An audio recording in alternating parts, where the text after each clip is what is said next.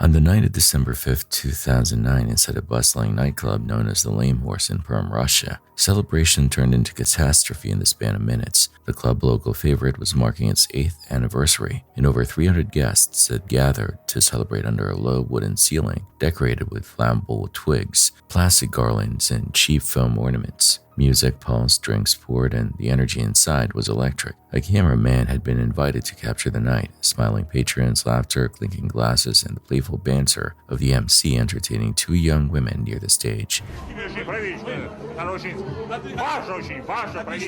Отлично, в гостях у нас сегодня хирург. Узнавать хозяев-то надо.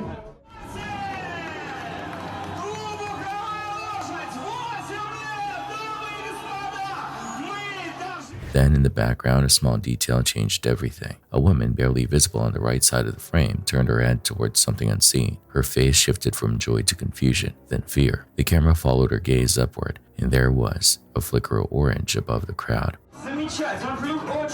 Очень люблю женщин, которые созрели. Зрелые, красивые, желанные, обаятельные. Дамы и господа! One tiny spark from a pyrotechnic device had ignited the decorative ceiling. At first it looked trivial, a spark that might burn out. Instead it spread in seconds, crawling across the dry materials like a fuse. The MC's voice cracked through the speakers. "Ladies and gentlemen, we are on fire. Please leave the hall." Panic erupted.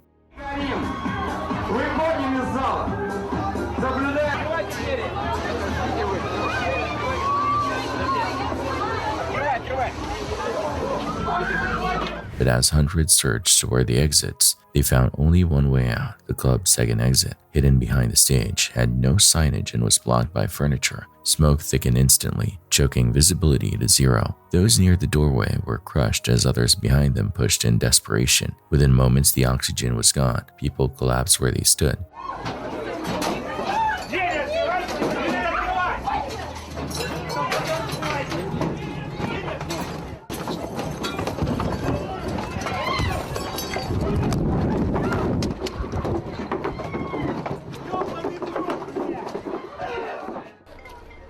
The cameraman, disoriented, stumbled out into the frozen street. He turned back to film, flames bursting through windows, screams fading beneath the roar. It took over 20 minutes before firefighters arrived. By then, the building was nearly gone. Survivors lay half naked on the pavement at -16°C, shivering and burned, abandoned for over an hour with no blankets or aid. Rescue efforts came too late. In total, 156 people lost their lives, 101 inside, 55 more later in hospitals. It remains Russia's deadliest nightclub fire in modern history. The haunting video that night shows 2 moments that still send chills. Years later, that woman's silent look of realization and the faint, almost harmless spark that grew into an inferno which consumed over 100 lives before anyone could understand what was happening. This next encounter took place in Alexandria, Virginia on the night of October 14th, 2025, and what began as what the homeowner assumed was a Halloween prank quickly turned into a real-life nightmare. Surveillance footage from the porch shows 3 masked individuals approaching the front door, their voices disguised and their demeanor menacing. They bang repeatedly on the door, shouting commands to open up and threatening to force their way inside. They bang on their shit. Act like he's serious. Act like he's serious.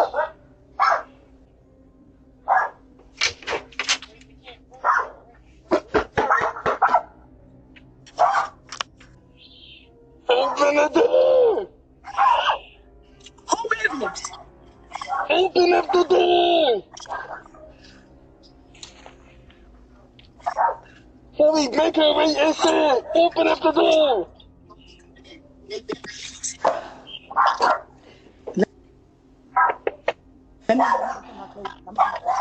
Who is it? Open up the door before we make our way inside.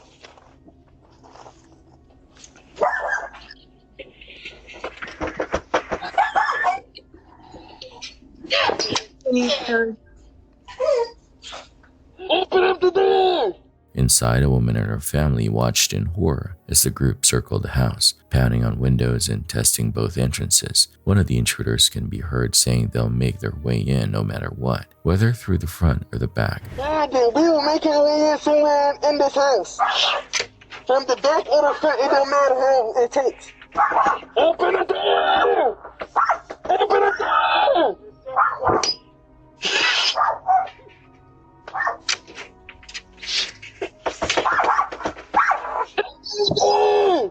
Open the door!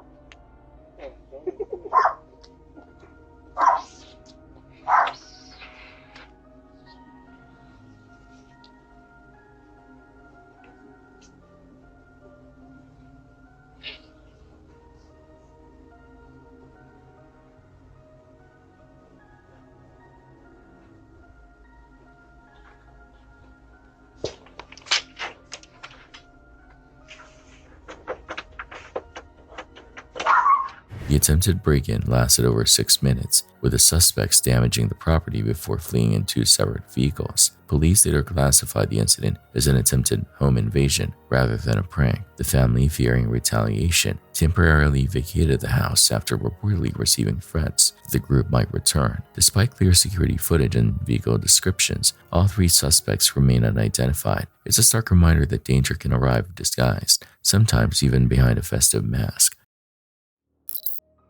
What started as a family ritual, a wholesome Las Vegas vow renewal, would later unravel into one of the most disturbing real-life horrors in modern American history. The Turpin family appeared perfect. David and Louise Turpin, married since 1985, renew their vows almost yearly, always surrounded by their 13 children, all dressed alike, smiling for the camera. The videos uploaded to YouTube and shared online painted a picture of domestic bliss, a large, loving family anchored by faith and tradition. Yet behind those smiles was a nightmare hidden in plain sight. One of the daughters, 17-year-old Jordan Turpin, secretly began posting YouTube videos of her own, short, innocent clips of her singing original songs in her bedroom.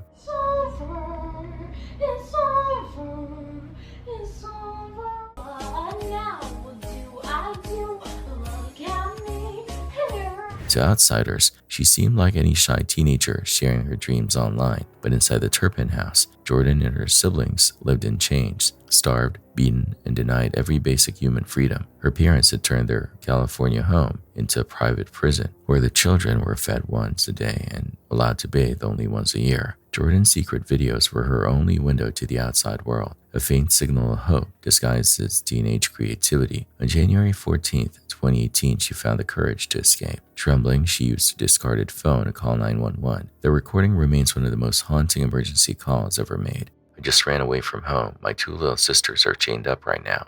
Do you have an emergency? I just ran away from home because I live in a family of 15. We have abusing parents. Did you hear that? They hit us, they like to throw us across the room. They pull our hair, they yank out our hair. My 2 little sisters right now are chained up. The responding officer's body cam footage captures her fear. A girl who had never spoken to a stranger before, who didn't even know what the word medication meant. What's going on? Okay. I just ran away from home. Okay. And I live in a family of 15. Okay. My 2 little sisters right now are chained up. They're chained up? Yes, Where are they chained up at? on their bed. They're chained up because they stole mother's food. Okay. But they stole it because they were hungry much. I've never talked to anybody out there, so I've never been alone with a person, so this is very hard for me to talk. I managed to get out here. This is one of the scariest things I've ever done. I'm terrified. Medication? What's medication? Medication? Yeah, what's medication? Do you take pills? Do you take pills? She showed him photos of her sister shackled to bed frames, bruised and filthy. That proof led police to the home, and what they discovered stunned the world. Proof of everything, but I have proof that my sisters are chained up. Look at that. See, those are the places that make it on that. And see how dirty she is? We're so filthy. We don't take baths. We don't. How did your sisters get like this? Your parents chained them up? Inside, 12 siblings were found malnourished, caged, and living among human waste. The oldest was 29 years old, but weighed only 89 pounds. Every corner reeked of neglect and cruelty. David and Louise were arrested immediately. Their carefully curated family videos, once symbols of love, became evidence of deception. They were sentenced to life in prison, and the children, finally free, were placed into foster care. But even freedom had its betrayal. foster family in Paris has been accused of abusing several foster children, including some of the Turpins. Years later, 5 of the Turpin siblings were reportedly abused again by their foster parents, Marcelino and Rosa Organ, who now face over a dozen criminal charges, including assault and molestation. The cruelty they endured twice over is almost impossible to comprehend, yet amid the trauma, hope still lives. Jordan has rebuilt her life, sharing her story online and inspiring millions. She is no longer the trapped young girl behind a locked door. She is her own voice, a survivor who turned pain into proof that even after the darkest night, the morning can still come. From a distance in Shymkent, Kazakhstan, a parked vehicle looks like it's simply smoking while something further off glows like open flame, easy to misread as a mundane roadside fire.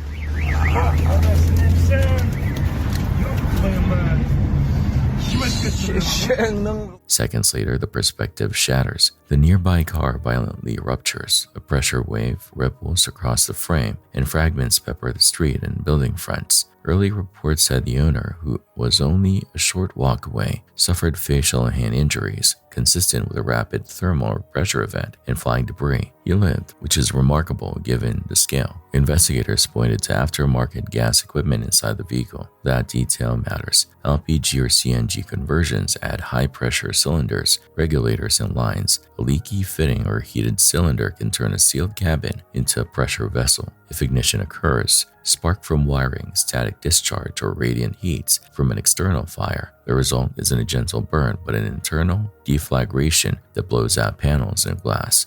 Practical takeaway: if you smell gas, crack doors, keep power off, don't start the engine, and get distance. For bystanders, the danger zone isn't just flame, it's line of sight, shrapnel, and a secondary blast.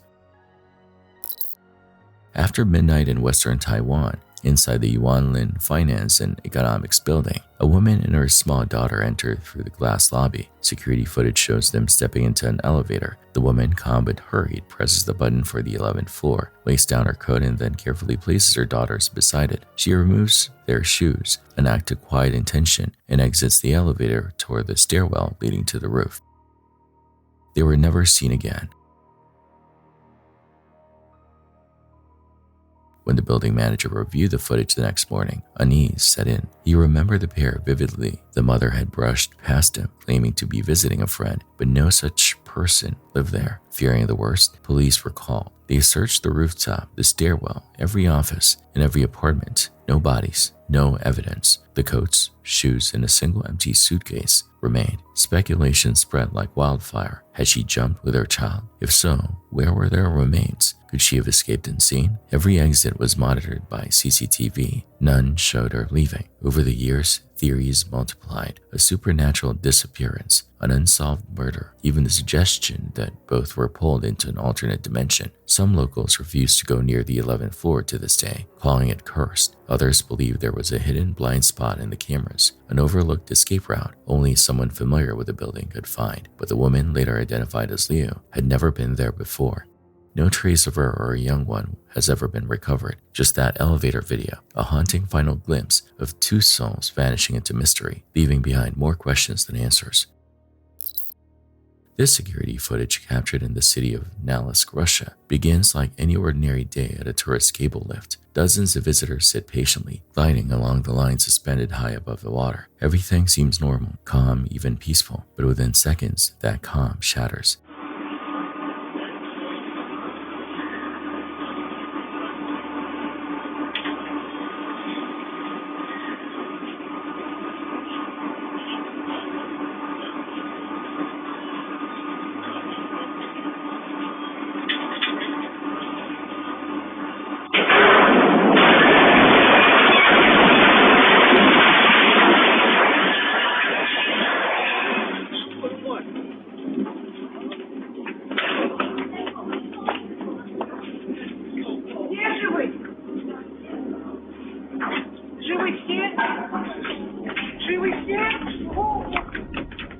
Out of nowhere, a grinding metallic noise erupts as the entire mechanical system jolts violently. One of the main cables snaps, sending several of the chairs swinging out of control. The frame shakes as metal screeches and bodies begin to fall. A few riders scream as their seats collapse beneath them, crashing down toward the body of water below. The malfunction appears to have stemmed from a catastrophic mechanical failure at the base of the lift, where gear housing bursts apart. One passenger near the landing area is struck by a chunk of flying debris, a panel from the control box, yet miraculously survives. The rest of the riders plunge into the water, sustaining injuries ranging from broken bones to concussions. Local emergency teams later confirmed no fatalities, thanks to the fall landing over a shallow reservoir rather than onto rock. Still, the footage stands as a chilling reminder of how fast a calm day at a tourist attraction can turn into a scene of mechanical chaos.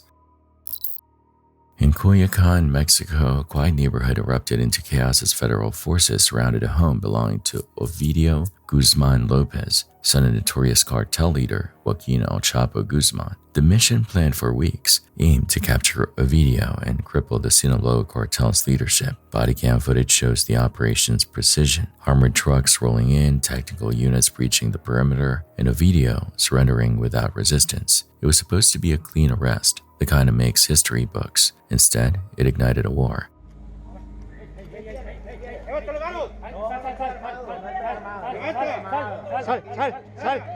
Sal, Ovidio. Vente, tranquilo, señor. Tranquilo. Ven. Ovidio, venga, tranquilo. Salga aquí, venga.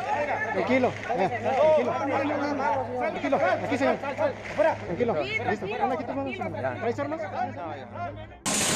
The city of Culiacan, Mexico, the historic homeland to the violent Sinaloa drug cartel, turned into a battle zone Thursday. Within hours, Culiacan descended into bedlam. Cartel gunmen flooded the streets by the hundreds, wielding machine guns and RPGs. Fires burned in every direction as convoys of pickup trucks battled soldiers in broad daylight. Civilians were trapped in their homes, terrified. The government, fearing mass casualties, made an unthinkable call. They released a video to stop the slaughter. The order worked. Gunfire ceased almost instantly, but at an unimaginable cost to Mexico's credibility and morale. Days later, vengeance came. The officer who led the raid, identified as Eduardo, was ambushed in his car and shot more than 150 times. He never stood a chance. Unconfirmed reports claim every officer visible in the raid footage has since been hunted down. Watching the original video today feels like watching ghosts. Men marked for death from the moment they appeared on camera. Their capture of a video was brief. Their victory followed. In Culiacan, the cartel reminded the world who truly holds power and how fragile the line between justice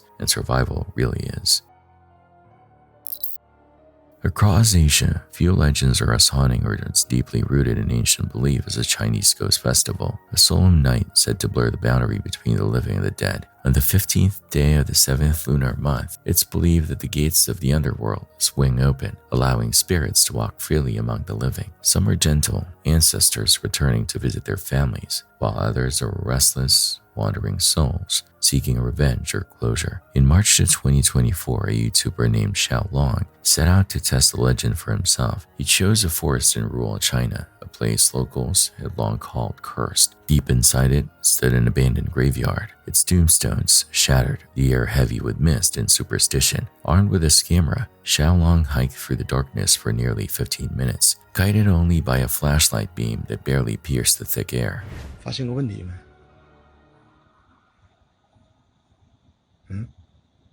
你发现这个地方寸草不生吗？这应该是个绝户地，也就是我们常在电影里面听到的极阴之地，称之为鬼煞之地。这个地方，兄弟们，我操，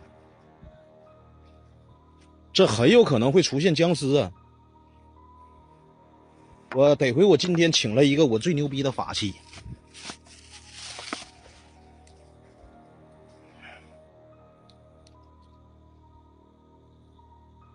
纯纯的桃木剑，兄弟们，这个真是开过光的，不要笑话我啊！纯纯桃木剑啊，兄弟们。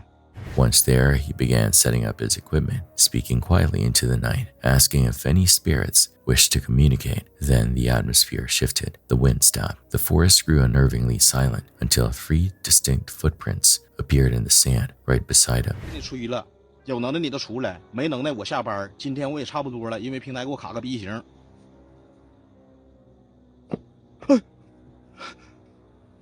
我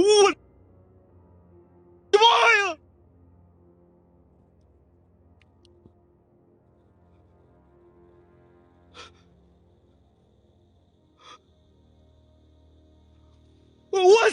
你不，我行吗？我操！ Panic, Xiaolong backed away, scanning every direction, but the night around him was empty. When he turned his camera, something flickered at the edge of the frame, a dark figure moving in the distance, too fast to focus. The footage glitched, the audio warped, and then it abruptly cut to black.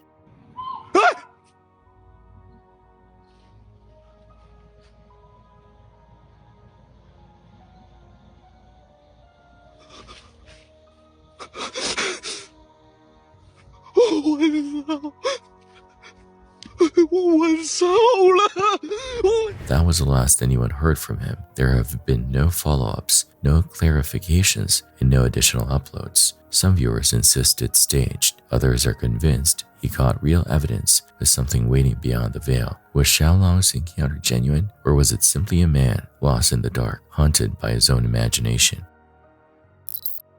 The next clip features social media creator Aga Triaga, known for recording his daily life through a pair of high-tech camera glasses. What starts as another routine post, him chatting casually while pulling into a gas station, turns into pure chaos within seconds.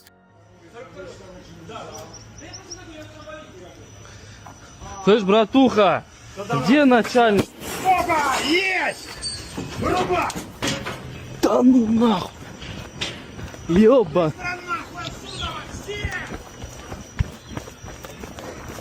Ёбаный в рот!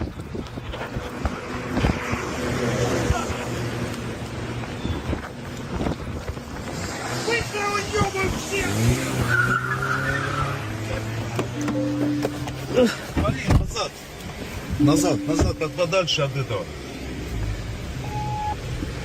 Блин, я так испугался, ты там. Вали нахер отсюда, подальше. Куда за бензин, да, здесь? Да, я же тебе говорю.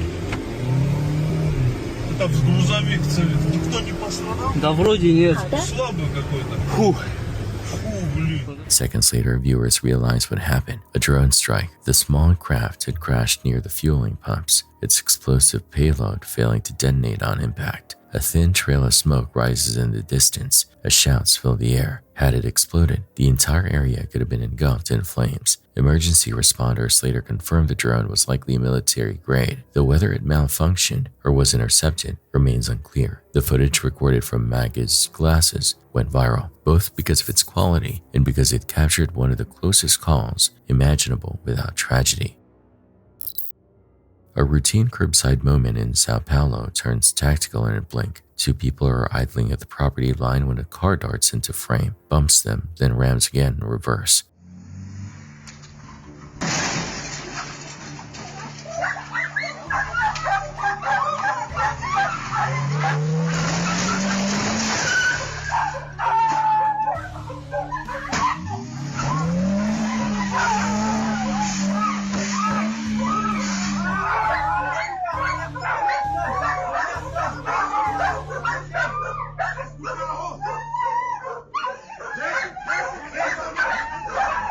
There's no obvious verbal exchange or gesturing, just intent. The scene looks chaotic on first watch, but the pattern is deliberate. Strike, reposition, strike. Responding officers appear almost immediately, suggesting either an unrelated patrol happened to be nearby or a 190 call had already been placed. Post-incident reports claim the driver targeted his sister and brother-in-law. Officers intercepted and detained him on the spot. Forensics here are straightforward. Bumper height matches bruised patterns. Wheel scrapes on the curb tell a story about throttle timing, and the vehicle's event data recorder will reflect pedal positions and speed. For anyone on foot, don't run parallel to the car. Cut obliquely behind obstacles and put hard structure between you and the bumper. And if you're filming, take a second to note plates, color, and distinctive damage. The first 30 seconds of details help prosecutors later. On April 9, 2015, a massive storm began to churn across northern Illinois, birthing a tornado that would become one of the strongest in years. In the small town of Fairdale, residents watched from their windows as the sky turned green and sirens wailed. Among them were Clem and Geraldine Schultz, a couple in their 60s who lived in their farmhouse for over 2 decades. At first, the funnel cloud appeared distant, harmless. Clem grabbed his phone to film it, believing it would pass. Instead, the storm shifted course, heading straight for their home. The video captures the last moments before impact. Wind howls, debris begins to fly by, then everything vanishes in a blur of dust and splintered wood.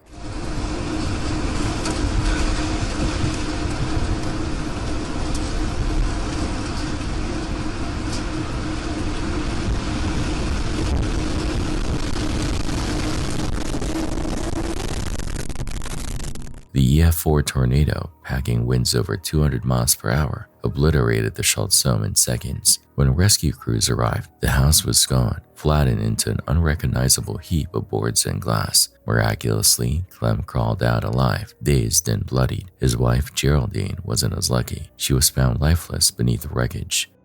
A close friend and neighbor also perished that night. Days later, when a relative recovered Clem's phone from the rubble, the recording was still intact. The only known first-person video is someone being struck directly by a violent tornado and surviving. It's harrowing to watch. The sounds of glass shattering, the sudden vacuum of air, and then silence. That single clip stands as both evidence and warning, the horrifying beauty in nature's power, and how fragile human existence truly is in its path.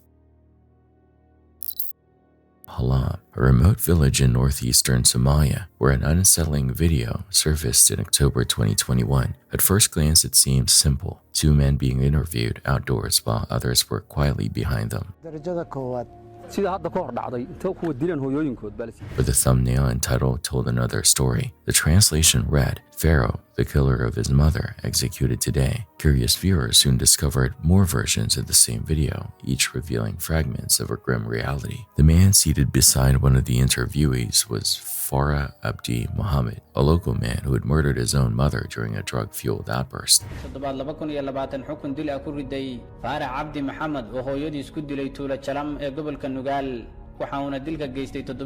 Arrested almost immediately, Farah's fate was left in the hands of his family. His surviving siblings, consumed by grief, were asked to decide whether he should live or die.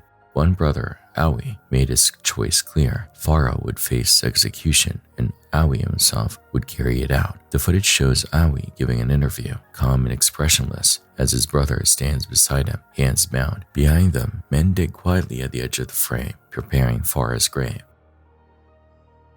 When the time came, Awi stepped forward, raised a pistol, and ended his brother's life with a single shot. The crowd remained silent. No shouting, no anger, only acceptance. It's one of the most haunting pieces of footage to ever circulate online, not because of gore or spectacle, but because of how ordinary it all feels. The rhythm of everyday life continues around an act of irreversible violence. Two brothers, one holding the weapon, one facing the end, separated by grief, guilt, and a belief in justice born from blood. The silence that follows is almost unbearable. There are no heroes, no villains, only tragedy carved into memory.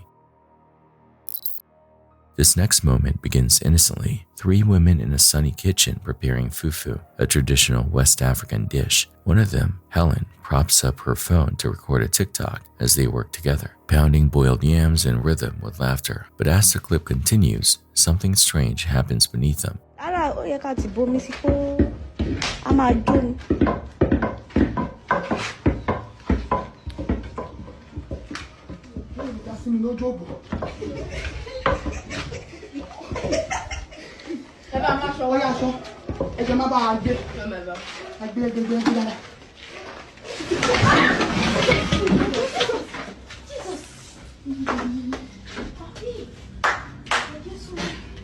A faint cracking sound interrupts the cheerful chatter. One of the women looks down, confused, before the entire ground gives way. In an instant, the floor collapses, sending pots, utensils, and boiling food plummeting downward. Screams fill the air as dust and debris swallow the frame. Miraculously, all three women survive with only minor scrapes, though several suffer bruises and burns. Later reports confirm that the floor had weakened over time due to unseen water damage in the kitchen's substructure. What makes the footage even more eerie is its timing. The collapse occurs right as Helen finishes her sentence, capturing the exact second the laughter turns to horror. The viral TikTok that was meant to showcase a family recipe became an unintentional record of how disaster can strike even in the safest, most familiar places.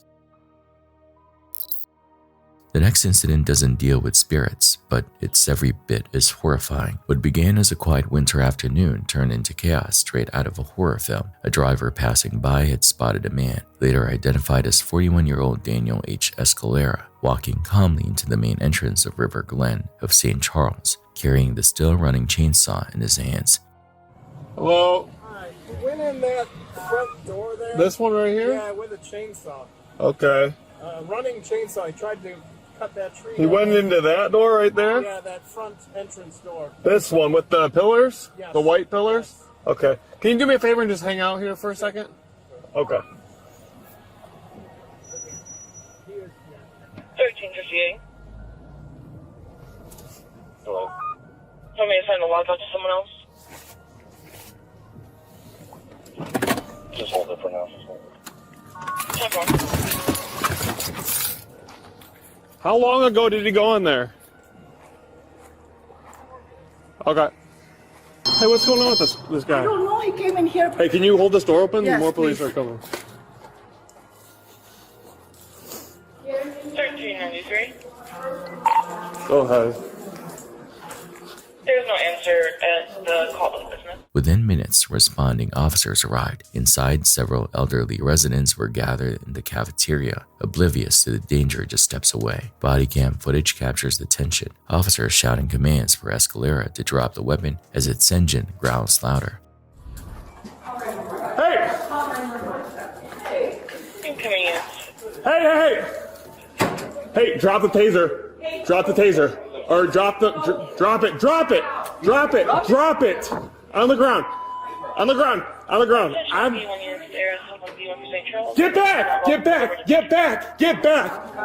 Hey, drop. Hey. Hey.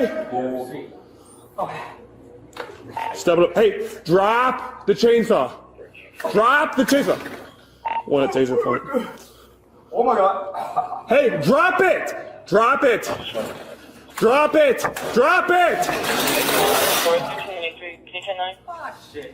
I got one at taser point. Step it up. We'll be in the front lobby. Drop it! Subject in the front lobby. Yes. Step it up. Leave it here without my lady. Where is she? Step it up! Where's my... Drop it! I just want my wife, man. I just want... Listen, man. I don't want to... Taser applied! Taser... Hey! Hey, right here! He's right here! Come on. Get him out. Come here. He's on the other side. Oh, shit!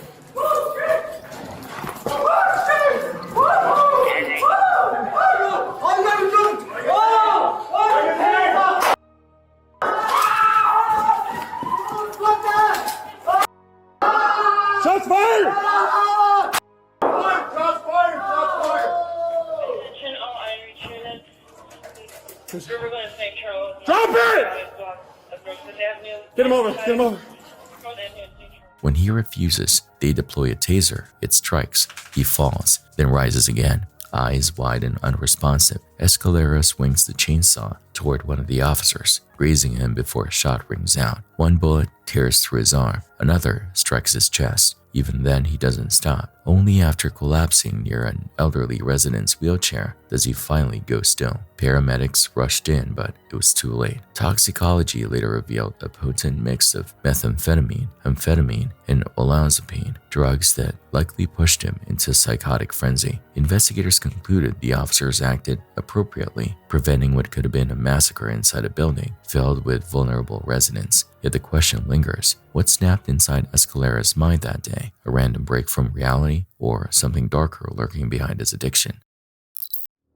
This one's deceptive because the worker isn't directly under the hook. He's offset, glancing up once, then going back to business while a crane is slewing a heavy assembly overhead.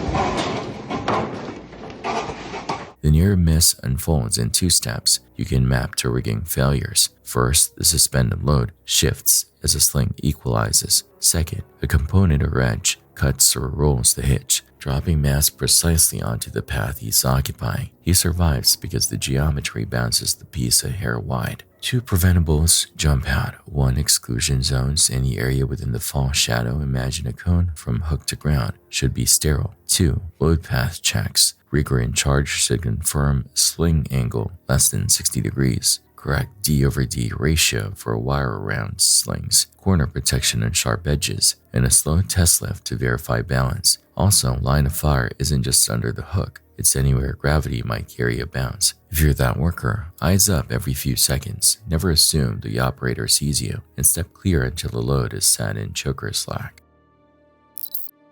This next recording feels almost cinematic, except the family caught in it insists it's real. The footage comes from India, where a man named Zach began documenting what he believed was a poltergeist haunting inside his own home. For years, the family had experienced strange occurrences, doors creaking open by themselves, objects shifting overnight, whispers echoing through the hall. But when their young son began having recurring nightmares, things took a disturbing turn. How do I get it out whenever I'm dreaming?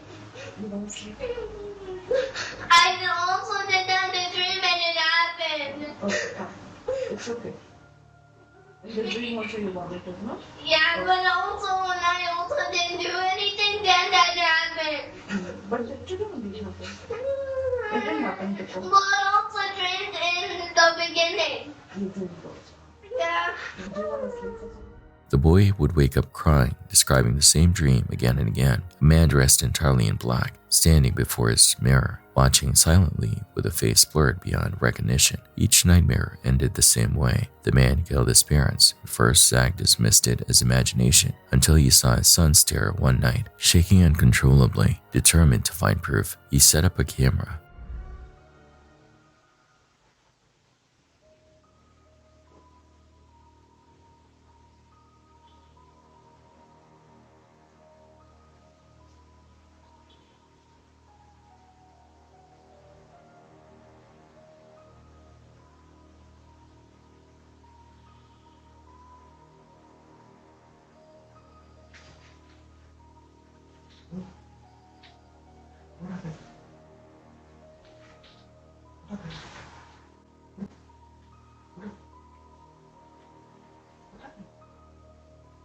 Do you want to come to this danger? What happened? Tell me. Is it danger?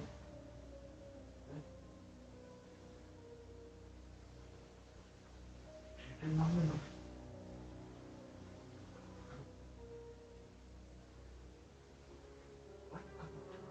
What is very dangerous?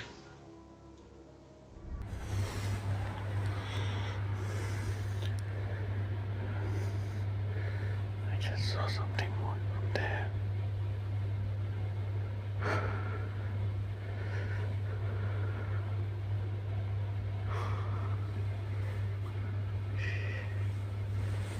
Jesus Christ.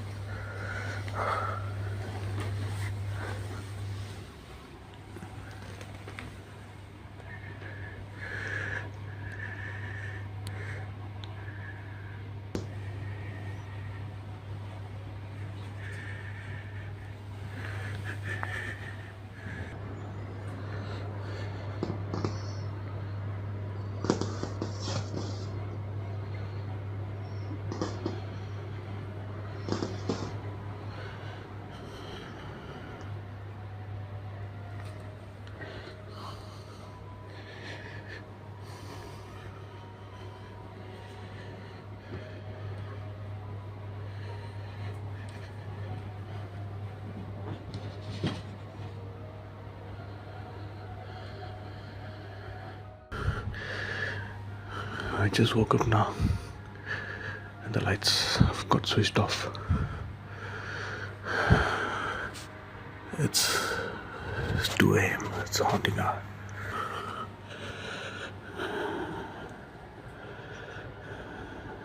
You see the air purifier is working.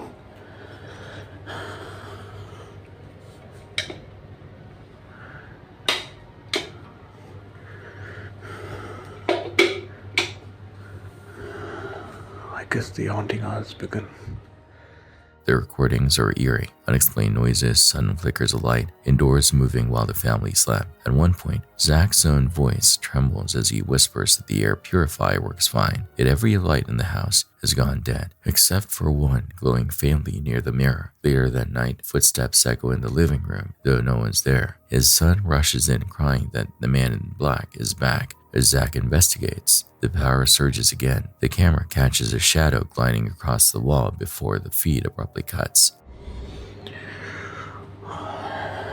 God save me.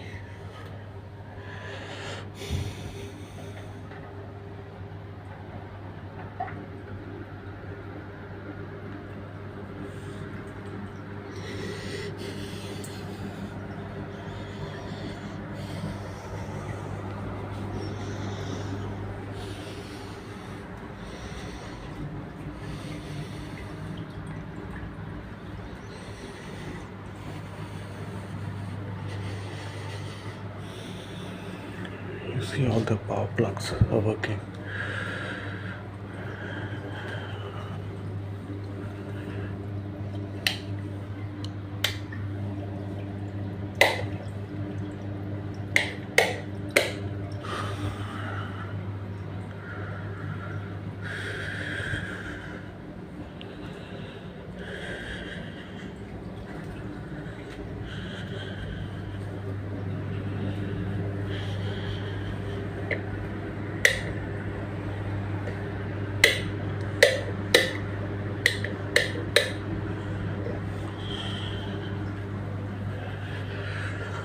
I told you guys, during the haunting hours, the lights don't work.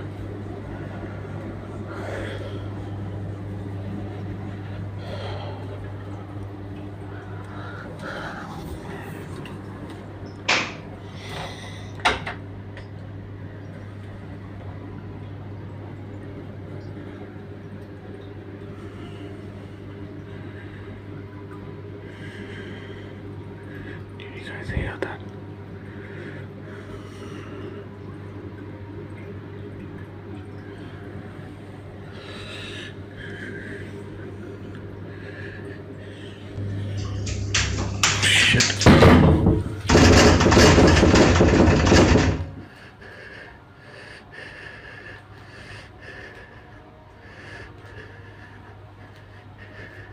The family claims the haunting continues, disrupting their sleep and mental health. Their channel, Zach's Scary Haunting, now serves as a running diary of terror as they search for answers to what's really tormenting them.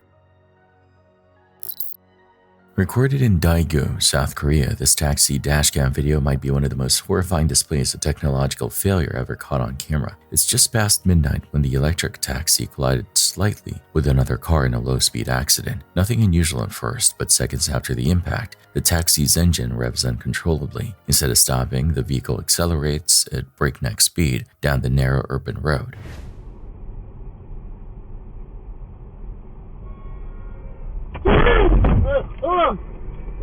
큰일 났다. 큰일 났다. 뭐야, 이거, 뭐야. 왜요? 큰일 났다. 이거, 저.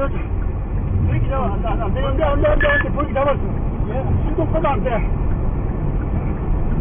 큰일 났다. 이거, 해봐.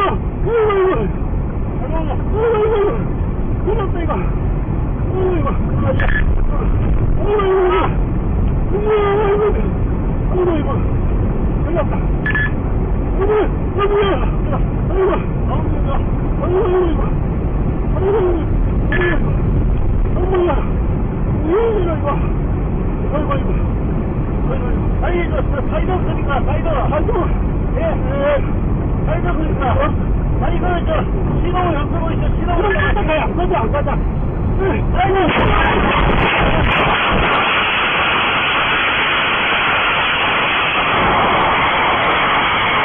In less than a minute, the car reaches an almost impossible 186 kilometers per hour, about 115 miles per hour. The driver's frantic attempts to brake do nothing. Streetlights blur by as the taxi narrowly misses pedestrians before smashing into another vehicle, flipping on its side and grinding across the asphalt in a shower of sparks. When the wreckage finally stops, the scene looks apocalyptic. Cars mangled, debris scattered, and smoke pouring from the crumpled chassis. 7 people are injured, including the driver, though by some miracle, all survived. Later investigations point to a critical malfunction in the vehicle's acceleration system, a glitch similar to previous electric car incidents in the country. The footage serves as a terrifying example of what happens when automation turns deadly.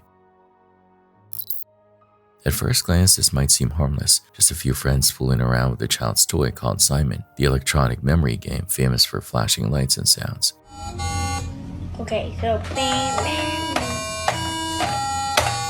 But what was meant to be a playful moment during a house party turned deeply unsettling. The video begins with laughter, a casual challenge to beat the pattern, but then something unexpected happens. The toy starts responding to their questions instead of random sequences. When one friend asks, "Is my shirt black?" the device flashes the correct color. Another jokingly says, "Am I a girl?" and the toy seems to answer intelligently. Okay, I'll go. Okay, is my shirt black?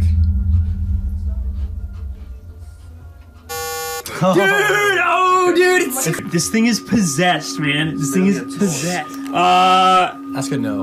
Am I a girl? You girl. Stupid. Oh! The group laughs it off at first until one of them notices a strange sketch pinned to the wall, a drawing made by the homeowner's younger sister of her imaginary friend. Dude, it was acting up earlier. Yeah, that's crazy. You guys keep being here. Alan said it was all good. Really? This thing is possessed, man. This thing is Literally a toy. possessed. All right, okay. Ask a question. What color is the sky?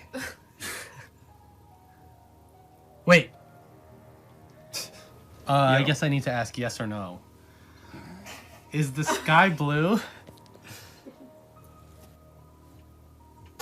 No! Dude, come on, ask it a question. It's probably just like broken. Dude, get over here. Ask it a question, dude. First of all, it's not even yours. It's kind of exhilarating. Dude. Yeah. Am I black? Oh my god. Oh!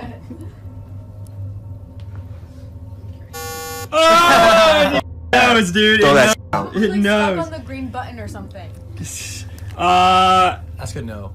Am I a girl? You girl. Stupid. Oh! Okay, so it knows. Dude, it knows, dude. So This it thing's, knows. this thing's, it's like one of those Ouija boards, Yeah, dude. yeah, It knows. Oh. My mom played with one. Have you guys not seen horror movies? Oh, dude, the picture, dude. The picture. Oh. She drew that? Yeah, dude. Dude, this will actually like tell. Okay. Are you with us in this room?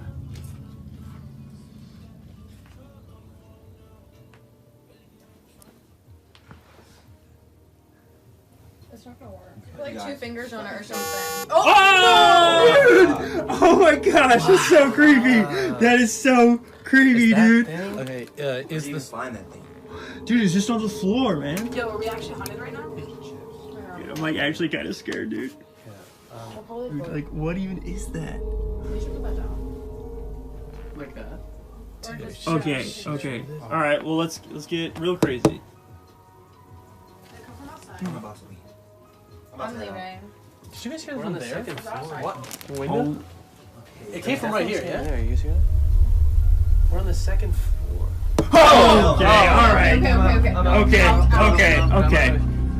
All right, fine, that's enough. As the questions continue, the toy becomes erratic, flashing and beeping as though in frustration. Then from the window, there's a single loud tap. Everyone freezes. The second floor window has no balcony, no way for anyone to reach it from outside. The laughter stops, replaced by whispers in fear. Later, when reviewing the video, they notice the toy flashing even when no one touches it, perfectly timed with their questions. Paranormal enthusiasts argued that an unseen presence may have been using the Simon toy as a conduit, similar to a digital Ouija board. Skeptics claim it was just a glitch, but the group insists that what happened that night felt conscious, aware. Whether it was malfunction or manifestation remains up for debate, but one thing is certain, something in that room wanted to be heard. A pickup barrels down a narrow, unlined road like it's a rally stage, fishtails and rockets toward a pedestrian with a young one in tow.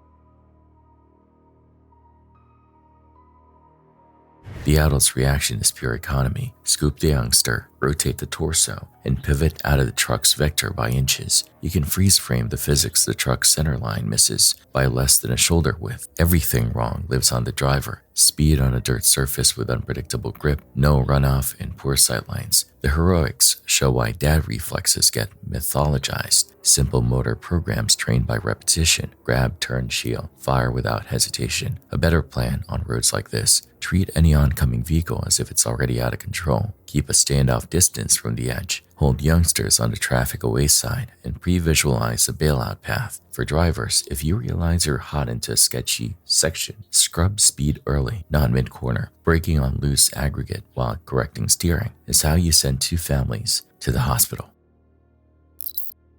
This next clip recorded at the Marriott Stellaris Condado Hotel in Puerto Rico is short, barely a minute long, yet it has left countless viewers uneasy. The hotel surveillance cameras captured a female security guard making her nightly patrol through a quiet corridor. Everything looks ordinary until, without warning, she's yanked backward by her hair, violently as though someone grabbed her ponytail.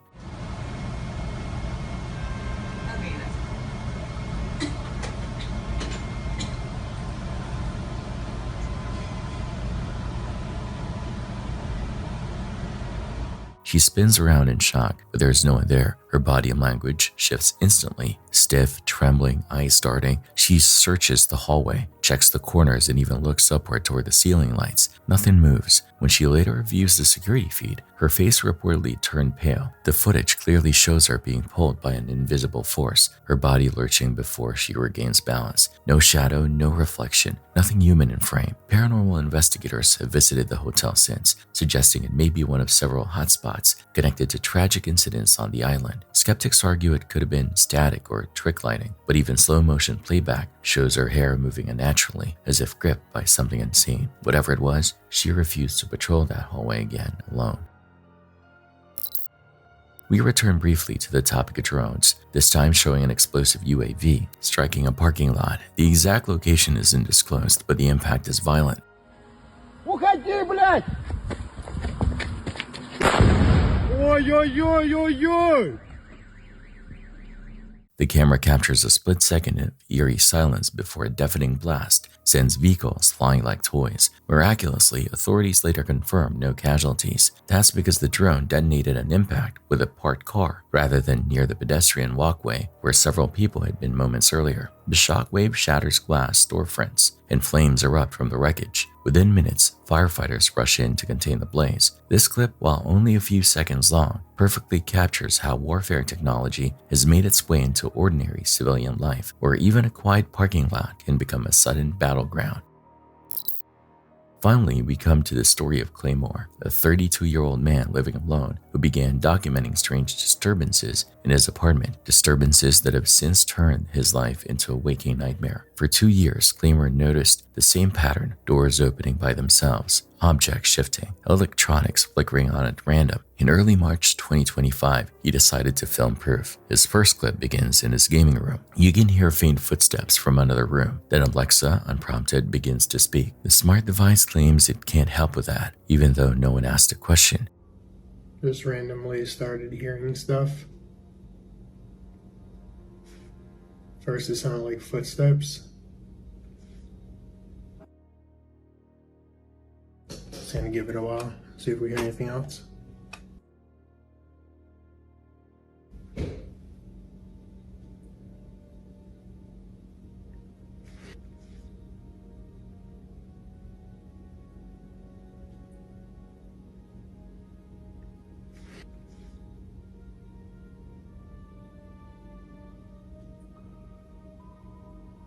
I'm not quite sure how to help you with that.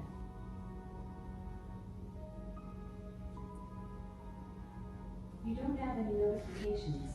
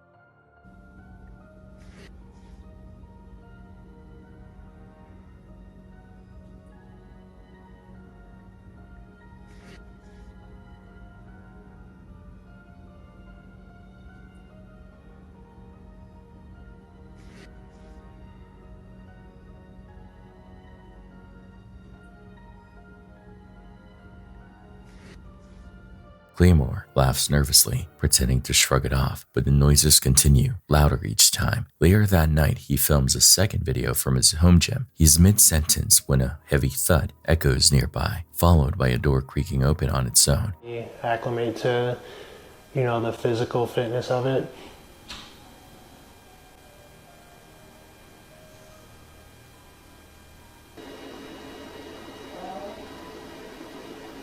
That's weird. Sound like a door closed. Hang on. I have to investigate.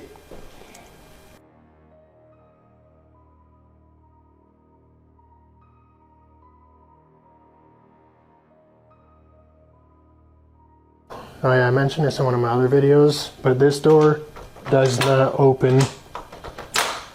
That's our HVAC system. As a renting tenant, I'm not allowed to open that. Do I really need to show you under the bed?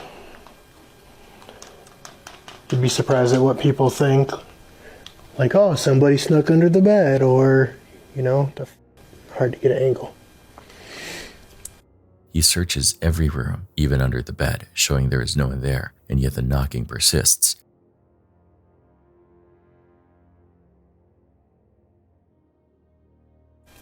Completely empty.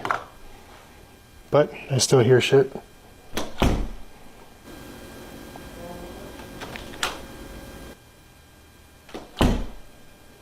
That sounds like what I heard, actually. I'm gonna play that back for you guys.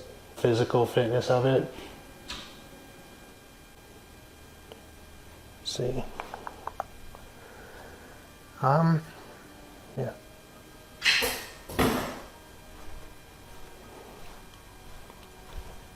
Nah, I know you all heard that.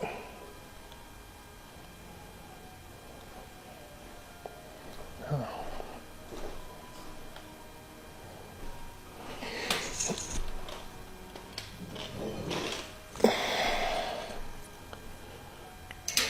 That would be what that was. This has fallen off before.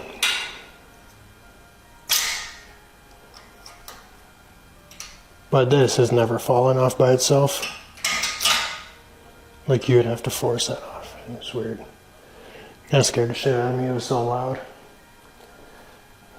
Yeah. The fuck, see?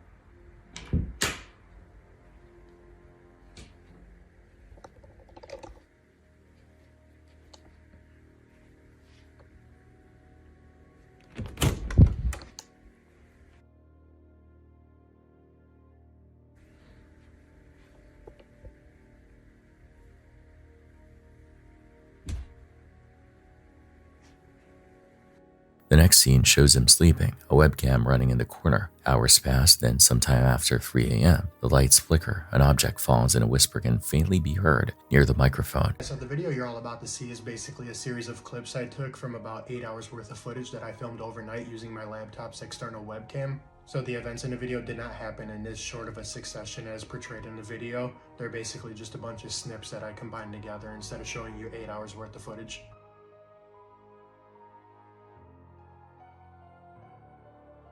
Claymore claims he sleeps through it all, but viewers catch details he missed. A shadow gliding along the wall, a shape briefly blocking the camera's infrared light. Over time, his once lighthearted TikTok page has become a digital diary of dread. Whether he's staging these clips or truly living through a haunting, one thing is clear. Something inside that apartment wants his attention, and it's not letting go.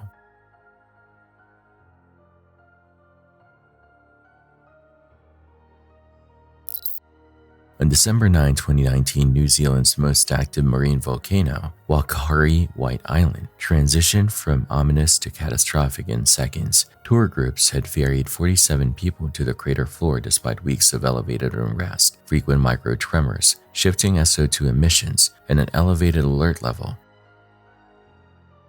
The operators treated the risk like weather. Watch it, work around it, and get back to the boat on time. A fixed surveillance camera, installed for science rather than tourism, became the most impartial witness. Well over 300, so it does get very hot. Photo opportunity out there as well. You'll notice there's an area where there's a bit of bubbling water. Please don't go too close to it because it is undercut. Not quite sure where it sort of ends up under our feet, and you may need to use your mask up there, okay? Now if you do get engulfed by the steam, just basically turn your back to it, and if you need to, you can just crouch down. At 2:04 p.m., the feed catches a low shudder turning into violent ground motion. Ash jets bulge, and small lapilli start hopping across the pumice. Heads snap toward the vent. The next frames show the steam and ash eruption column punching skyward and collapsing outward as a ground-hugging surge. Superheated gases, ash, and rock racing downslope. Visibility implodes, people scattered toward the jetty, some instinctively choosing the low route, others freezing or running cross-slope into the plume. Temperatures in the surge would have been hundreds of degrees Celsius, unsurvivable. In the final clear seconds, outlines blur into a white wall. Then the lens is sandblasted opaque. Survivors later described the roar as if the earth itself were inhaling and screaming at once. Rescue crews could not immediately re-enter. Conditions remained lethal. Bodies lay unreachable until specialized teams in full protective ensembles risked brief forays to recover them. In all, 22 people died. Many others lived with life-altering burns. Scientists later dissected every frame to time the escalation and map search directions, data that memory can preserve under trauma. The camera's cold chronology sharpened uncomfortable questions. With unrest elevated for weeks, why were commercial landings still occurring? The island is now closed, the camera still running, silent, unblinking, and waiting. This dashcam video from China shows just how quickly a normal drive can become fatal. The road is pitch black except for the faint glow of headlights. Visibility is poor, rain slicks the pavement, and traffic moves cautiously, or so it seems.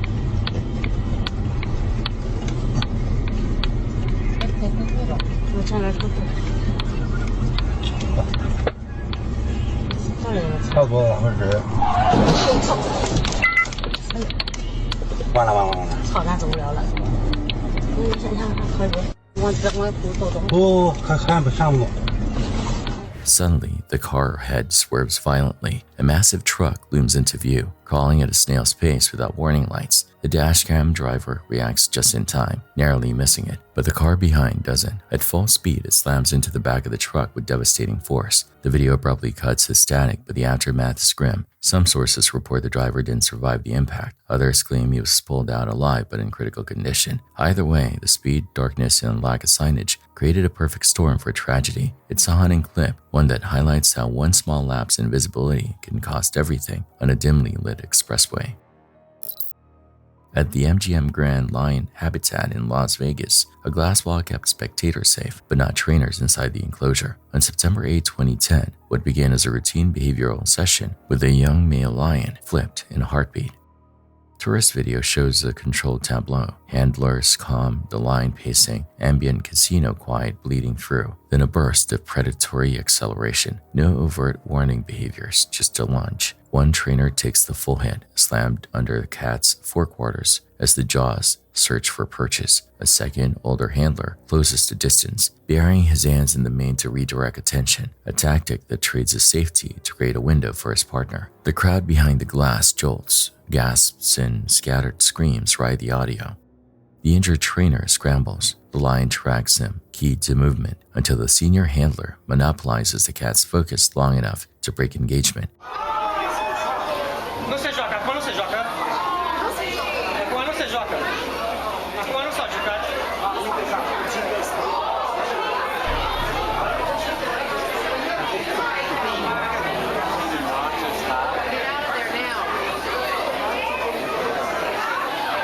Post-incident statements emphasized protocols in the reinforced viewing barrier. True, and the public remained safe, but the footage punctures the illusion of domestication. The animal never became tame. It became temporarily compliant until instinct resurfaced. The injured trainer, unnamed publicly, was treated and discharged. The psychological residue endured longer. The clip ricocheted across networks, precisely because it shows the fragility of control. Every successful demonstration stacks probability in your favor until one beat doesn't. Training history, rapport, hand signals, useful yet always subordinate to the line's evolved hardware and reflex loop. That day ended without a fatality. The video remains a permanent, uncomfortable reminder, with apex predator safety as a managed risk, not a guarantee. Even on a grainy Russian clip, you can read the placard. The timber span is posted 3 metric tons. A loaded medium truck can triple or quadruple that without trying.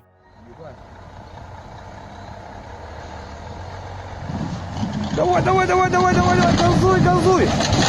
Ёбаный в рот! Держись, блядь! Сказали же, блядь. Блядь, живой, не живой, хуй знает. Живой! Сука, ему сказали, ёб твою мать. Что теперь делать будем? The driver eases on, the deck deflects past elastic limits, stringers snap, and the whole span folds like a card table, plunging truck and cargo into the watercourse. Timber bridges are rot insect channels, moisture cycling, so that 3-ton rating was already conservative. Overloading by an order of magnitude isn't a gamble, it's a guarantee. Structural autopsy would show shear failures at bearing points and brittle fractures where fasteners split grain. If you're ever unsure, stop before the bridge. Send the lightest person on foot to read the plate compared to your vehicle's GVW, and never assume it held the last guy. Tow operators and farm trucks are repeat offenders here. The physics doesn't care about your schedule. Screen-on-screen CCTV from Novosibirsk captures a dump truck lining up and reversing twice into a group outside a cafe bar before dawn.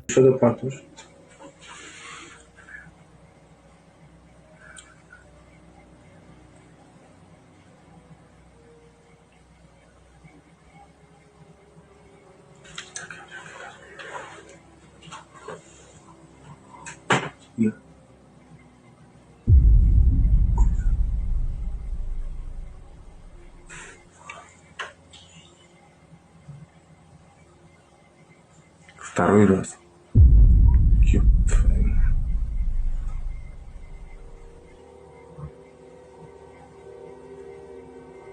Motive, according to local chatter, retaliation after a friend was hurt in a prior altercation. The user reverse isn't accidental. It gives the driver better sightlines on victims while weaponizing a reinforced bed and rear frame. Video shows scatter, not pileups. Material damage, few serious bodily injuries reported, which is astonishing given mass and momentum. Police will pull the telematics, match time codes, and add aggravated assault with a deadly weapon to the sheet. Defensive crowd tactics. If you hear engine revs and see backup lights, move at 45-degree angles away from the truck's rear arc. Don't freeze in the lane. Businesses with late-hour patrons should consider removable bollards or planters. Cheap, ugly, and life-saving. On the night of June 2nd, 2025 in Eau Claire, Wisconsin, a routine traffic stop spiraled into something no one saw coming. Around 10:38 p.m., an officer pulled over a vehicle near a gas station for having a loud exhaust and suspicious driving. The driver claimed it was his dad's car and that he was just there to grab some sodas. Things seemed routine until a store employee suddenly decided to get involved. The man, later identified as 46-year-old Scott, stormed out of the store yelling at officers for blocking the driveway, calling them names and demanding they leave his property. The officer told him to go back inside and stop interfering, but Scott wasn't having it. His attitude only got worse. It's fine, man. I'll take your driver's license from you. Is there a reason why you're so hostile? Huh? Is there a reason why you're so hostile? Oh, I hate cops. Oh, really? Yeah, they're nothing but. Oh, okay. I'm sorry. That's when I freaking talked to a woman cop. She was nothing but a girl.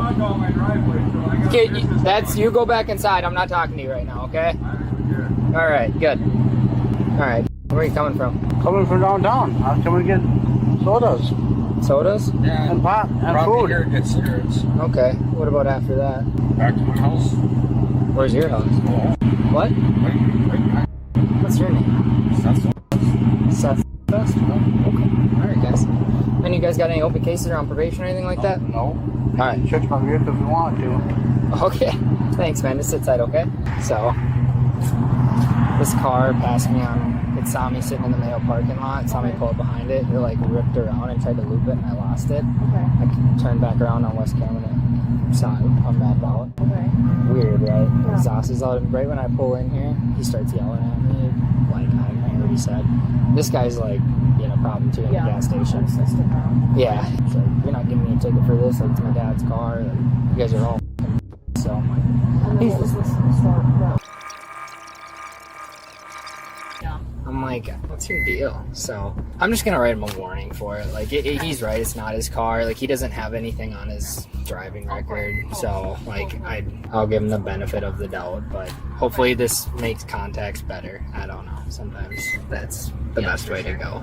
Alright. You're probably, if you just want to wait in your car in case this guy. My car for him, if you don't mind. Yeah, because I don't like that he keeps like coming out. I'm gonna go talk to him after the stop and pull and be like, what, you know, like, hey, like, I can't always choose where people pull into. Like, I planned on pulling them over. William 164. Copy a check.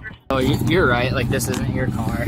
Maybe giving you a ticket wouldn't be fair. So it's just a written warning today. I can show you on the hood. It's got that 5.7 Hemi in it. So. Yeah, it's still too loud. It's that the system. We never got pulled over. We drive to Osseo, downtown. Yeah, that's totally fine. So, do you know the guy inside there? No, I don't. He's pretty pissy because he pulled me over to the freaking gas station. Yeah. Okay. Well, you guys now. He locked that door, I'm pretty sure. So that's fine. You guys are free to go right now. What I'm gonna do is I'm gonna move my cars in here or over here. We are, and we're gonna go just chat with him quick. I don't know if you guys still planning on going inside. That's up to you. Not if you can be pissy like that. Yeah. Well, I apologize that I ruined your trip here. Hopefully, you guys can still get to a gas station quickly. Okay. When the officer finished with a traffic stop, he decided to go inside and confront Scott about his behavior. But instead of owning up, Scott got even louder, talking over the officer, refusing to identify himself, and making it clear he didn't respect police. Going. Hey, man. No, I appreciate that. Leave. What? I don't have nothing to say to you. Yeah, but here's the thing. You're going to listen to me right now because that's... This is my place of business, my place of work. All I did is ask you nicely not to... It was not that you can't walk the driveway.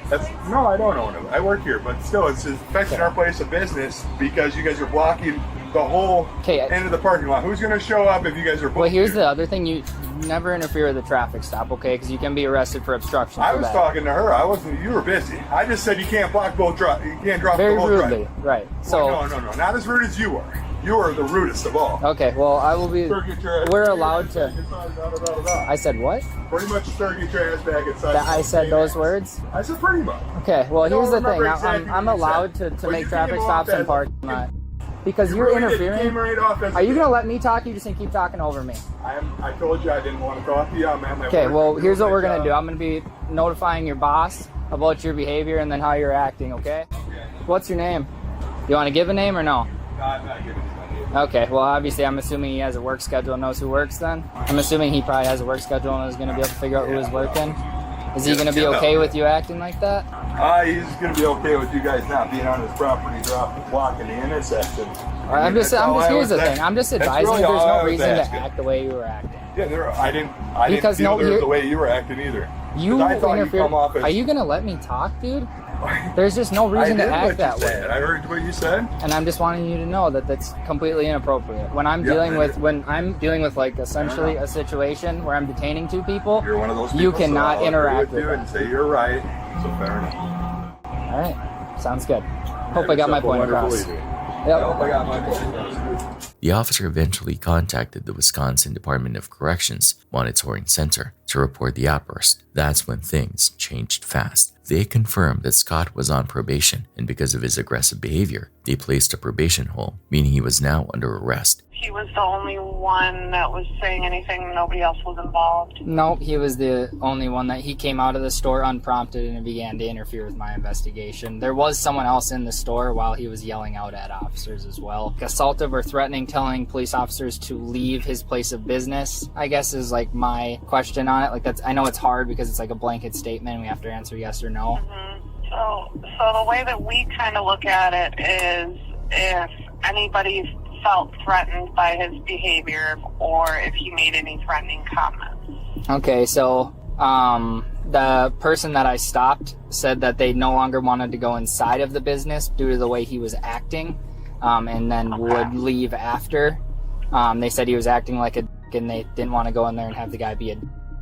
Yeah, so then that qualifies as threatening behavior, which would be a hold for us. Okay, yeah, that's good for me. The officer returned to the store and calmly told him the news. We obviously figured out who you were, right? So we talked to probation. They placed a hold on you. So you're going to be at this point placed under arrest, okay? Right now? Right now, yep. Probation placed a hold. No problem.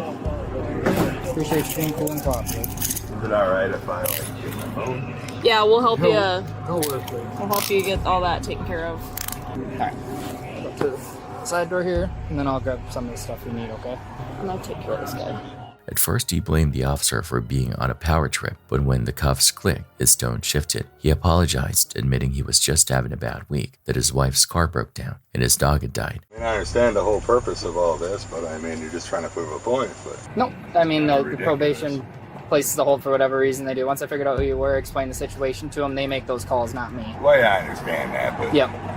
You made the call to start with, though. I made the call to him, yep. Yeah, I know. Which I'm 100% in my right to do. Well, yeah, but you didn't necessarily have to. I mean, you're just trying to prove a point. If that's what you think, sure. It is, because I didn't... Okay, well, do you want to talk continue to argue with me, or do you want me to try to figure out how we can get this store closed down?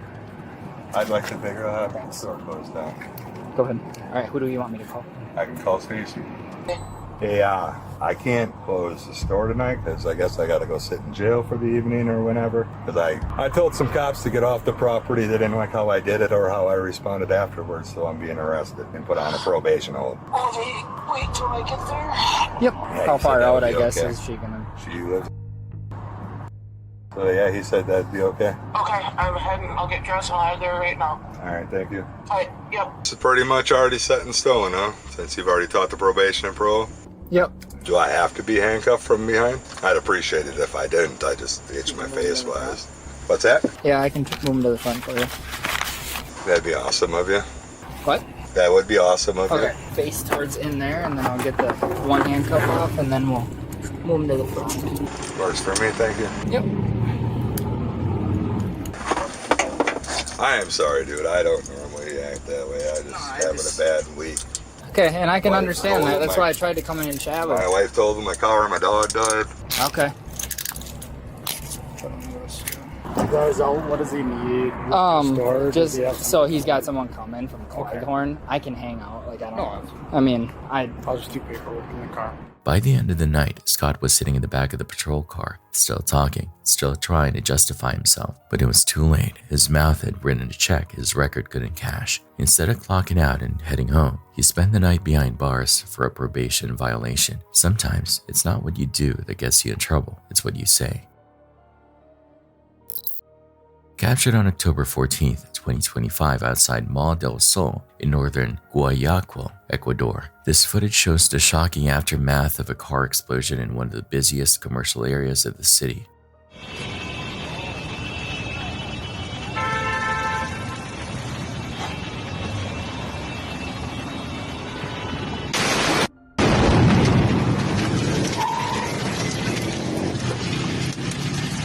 At around 6:30 p.m., Just as evening crowds filled the streets, a parked vehicle detonated with such force that it shattered windows and sent debris flying across lanes of traffic. Investigators later confirmed the blast was deliberate, an act of organized crime designed to send a message. A nearby taxi driver tragically lost his life, while 26 others were injured, many suffering burns and shrapnel wounds. Authorities quickly discovered a second rigged vehicle, neutralizing it just in time. This explosion came less than a month after a similar bombing on September 26th, marking a dark escalation in the city's ongoing struggle with gang-related violence. Guayaquil has become one of Ecuador's most volatile regions, where power struggles between rival groups have turned ordinary streets into battlegrounds. In a city that once thrived in trade and tourism, the sound of an explosion now signals the growing shadow of criminal control.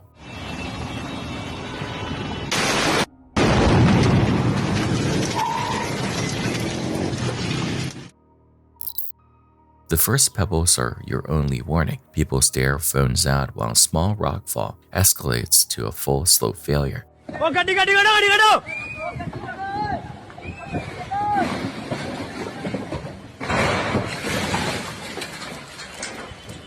आगे हैं सारे बर्बादी का शौक मनाने यहाँ पे हो गया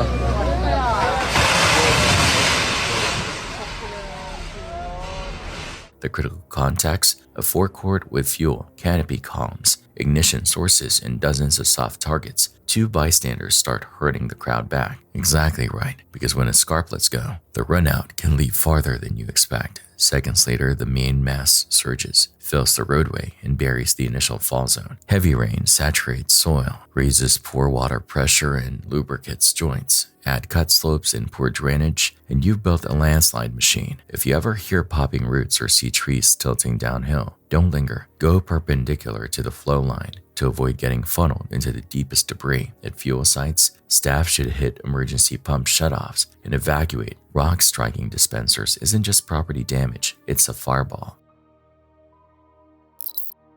Commercial diver Alex Paxton had over a decade underwater. Inspection, troubleshooting, solving problems in places where mistakes compress into seconds. On October 27, 2020, at Lake Oliver Dam, Columbus, Georgia, he entered a penstock chamber to inspect a broken chain near a headgate. Before splash, Georgia Power personnel ran a safety brief and presented LOTO, lockout or tagout, paperwork, indicating all hazardous energy sources isolated. A flow meter check showed nothing alarming. What Paxton didn't know, facility documentation shown to the team omitted a second fill valve, a gate type wheel separate from the flapper valve they'd been told about. That gate valve was not fully closed. Inside confined hydraulics, a partially open line creates differential pressure, suction with no obvious surface signature. Helmet cam footage shows routine movement, then a sickening reversal. Paxton's arm is yanked into an opening by an estimated 850 pounds of force. DP accidents are brutal because they're invisible until you're trapped. No thrash will overcome the pressure gradient pinning flesh and gear against steel. Surface support recognizes something's wrong immediately.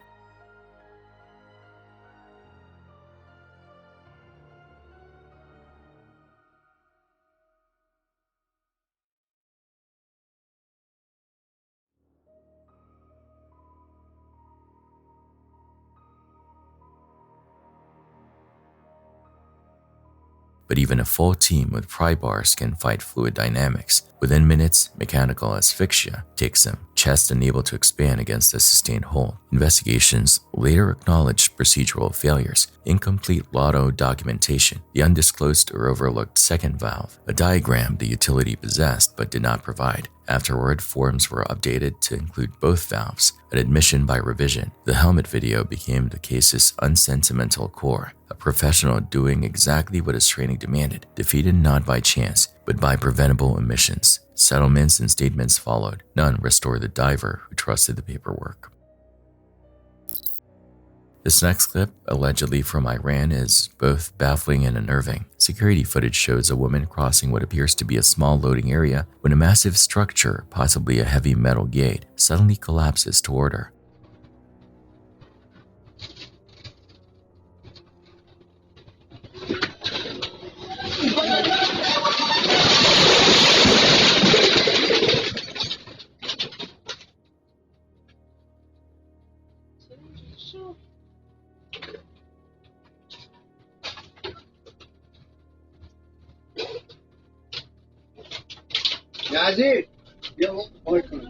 Just when it seems inevitable she'll be crushed, something in the middle of the frame, a concrete divider or a steel beam, takes the full force of the impact. Dust and debris explode across the camera's view as she scrambles backward untouched. There's no visible cause, no wind, no collision, no sign of tampering. The gate simply folds as if pulled by an invisible hand. Many online speculators called it a miracle frame, pointing to that single object in the center as her unexpected shield. Structural experts later suggested metal fatigue as a cause, though others note how odd it is that it fell so precisely between her and the ground. Whatever the reason, it's an unnerving example of how seconds and sometimes inches determine whether you live or die.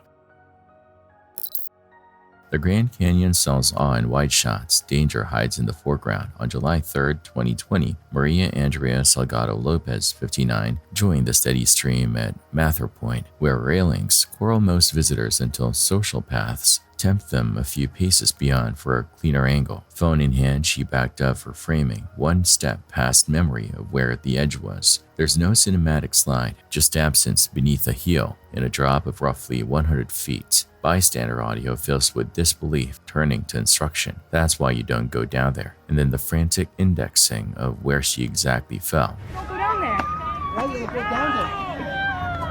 Why was that? That's why everybody's sitting over there. They go and take a picture. And then we fall, and then somebody gets hurt. That's why you don't go down there. That's why there's no trail down there. Oh my God.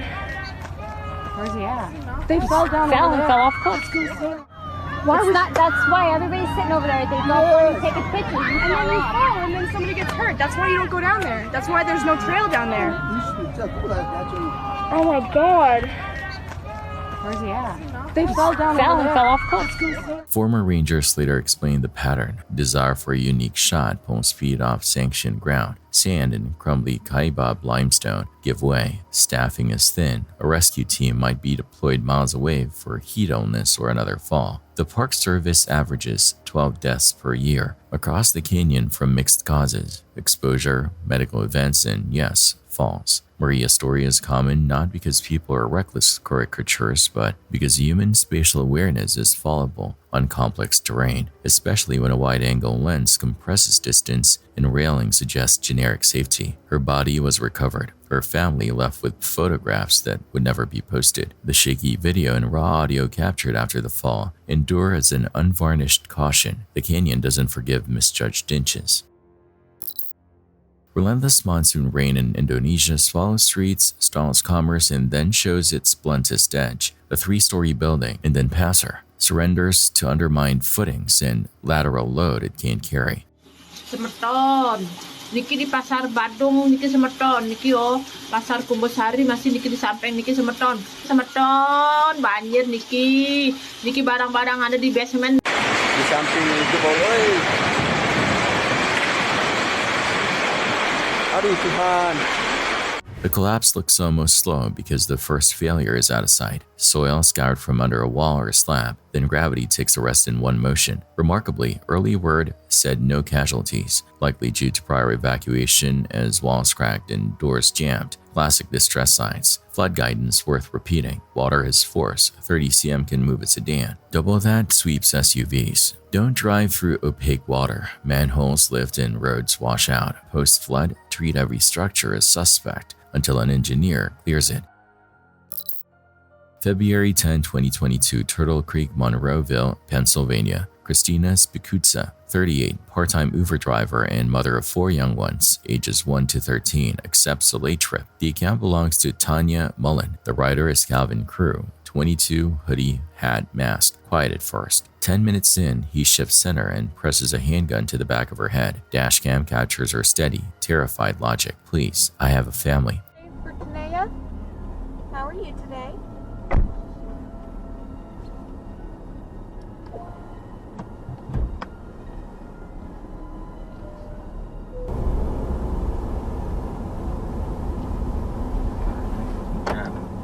I'm sorry? Keep driving. You've got to be joking. Keep driving. What are you doing? This is a gun. Keep driving. No, it's not. Stop. Come on, man. I got a family. What are you doing? I got a family too. Now drive. What are you doing? Drive. Please stop. Drive the car, miss. Why Just are you drive. doing this? Don't make this so noticeable. Just drive. Why are you doing this? Just drive the car. To where? Complete the trip. I cannot do that. Complete the trip. Why are you doing this? Complete the trip. Please? Complete the trip. Please Drive. stop. Please, I'm begging you. I'm begging I have you, 4 drive the kids. car. What are you Drive the doing? car. He seizes her phone, kills the camera, and forces her to continue driving while he attempts to access banking apps. Withdrawal and transfer attempts stretching nearly an hour through multiple neighborhoods. The recording ends. The ordeal does not. Completed. Now drive.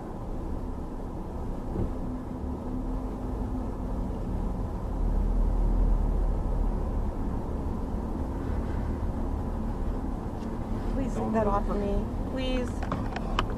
No. Keep driving. Do what I say and everything will be alright.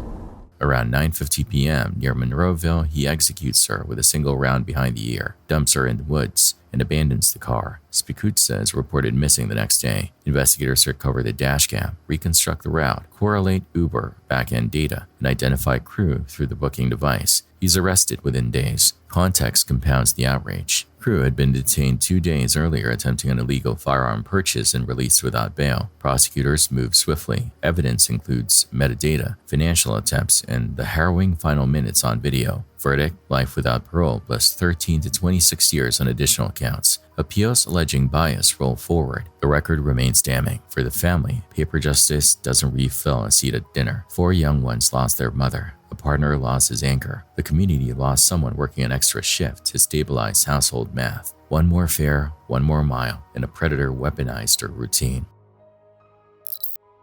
In Mumbai, India, on July 22, 2025, the monsoon season unleashed what meteorologists described as incessant rainfall, a downpour so heavy it blanketed the entire city for hours.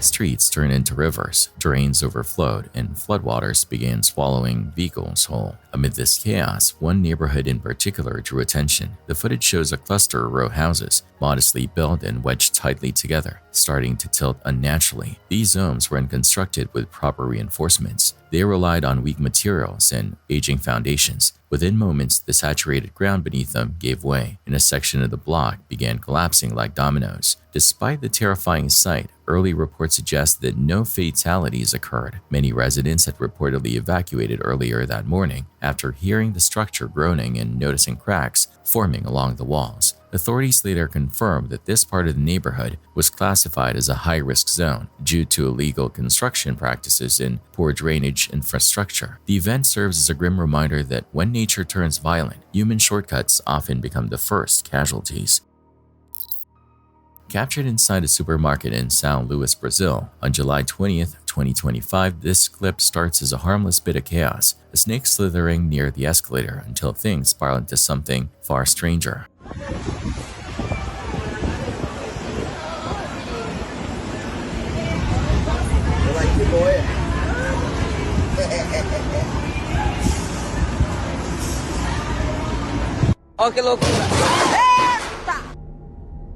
Customers notice the reptile and scatter in alarm. A man decides to play the hero, stepping forward to grab it using a plastic bag. But as he leans over the escalator, the metal grating gives way beneath him, crashes straight through, vanishing into the machinery below. Panic erupts instantly. People scream. Some rush to help while others freeze, terrified the structure might collapse further. Emergency responders arrive within minutes and rescue him from the lower level. Miraculously, he survives with only minor injuries, scrapes and a sprained wrist. Investigators later confirmed that a mechanical fault in the escalator housing, combined with his sudden weight shift, caused the collapse. As for the snake, it escaped unharmed and was later retrieved by animal control. The bizarre sequence, snake, heroism, and machinery failure, turned what should have been a routine shopping trip into an incident nobody present will ever forget.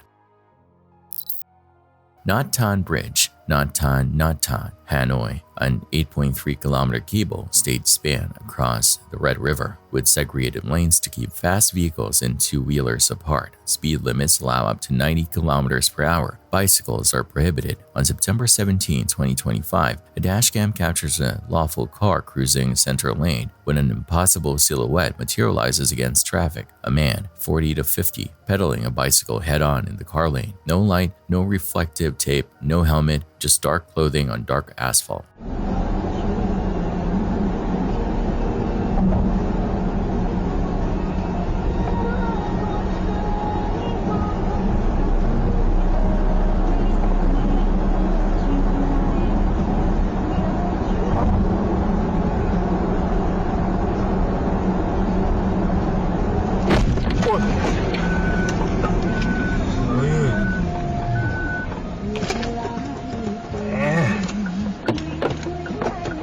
The driver swerves, tires barking as ABS pulses, but the closing speed leaves no margin. The impact is direct. The front clip buckles, the frame of the bike pretzels, and the cyclist is thrown forward with catastrophic trauma. He dies at the scene. Post-collision, witnesses describe the cyclist as disoriented before entry, perhaps exhausted, lost, or impaired. Others suspect a shortcut from the frontage road gone horribly wrong. Police open an investigation. Identity and causation remain undisclosed publicly. Locals mourn two victims, the deceased and the driver who complied with every rule and must now carry a memory he never chose. This was not a mystery of physics, only of decision. The bridge's design assumes compliance. A single rule respected: no bicycles on the span would have prevented an unavoidable kill zone geometry, high relative speed, night conditions, zero conspicuity, and opposite direction travel.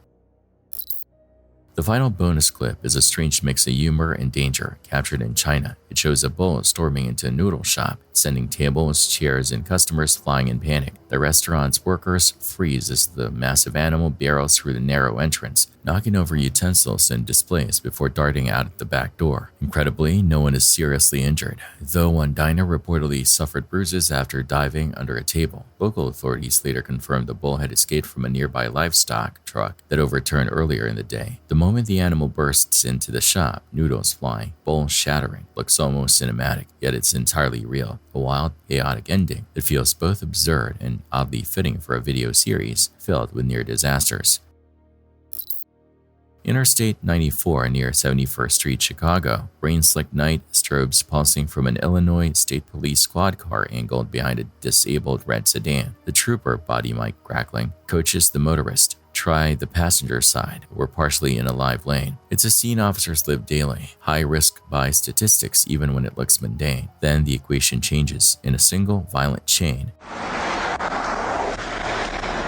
Okay, alright, you gonna be able to climb out? Can you get out to the passenger side? We're sitting in the middle of the lane of traffic.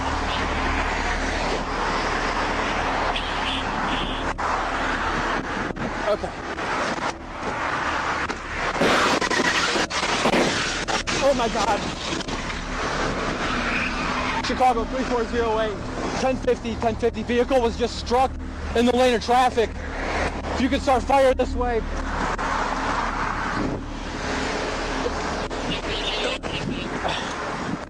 Chicago 3408, be advised I was partially struck.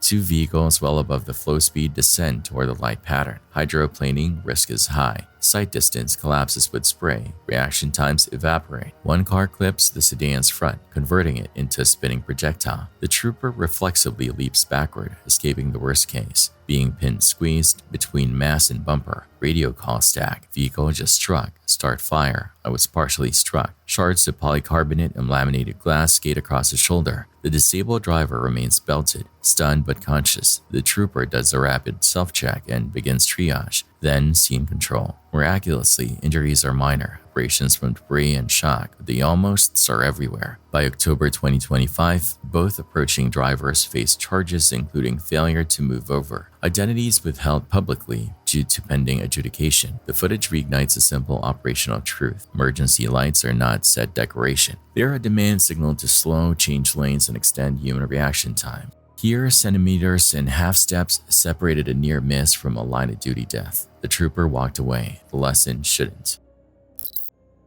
As police rush to a Publix parking lot in Rockledge, Florida, after a 911 call reports a man yelling at his two youngsters and leaving them alone in a running car. When officers arrive, they find the man just outside the store. He insists he only went inside for 45 seconds to grab a receipt, but the conversation quickly turns tense.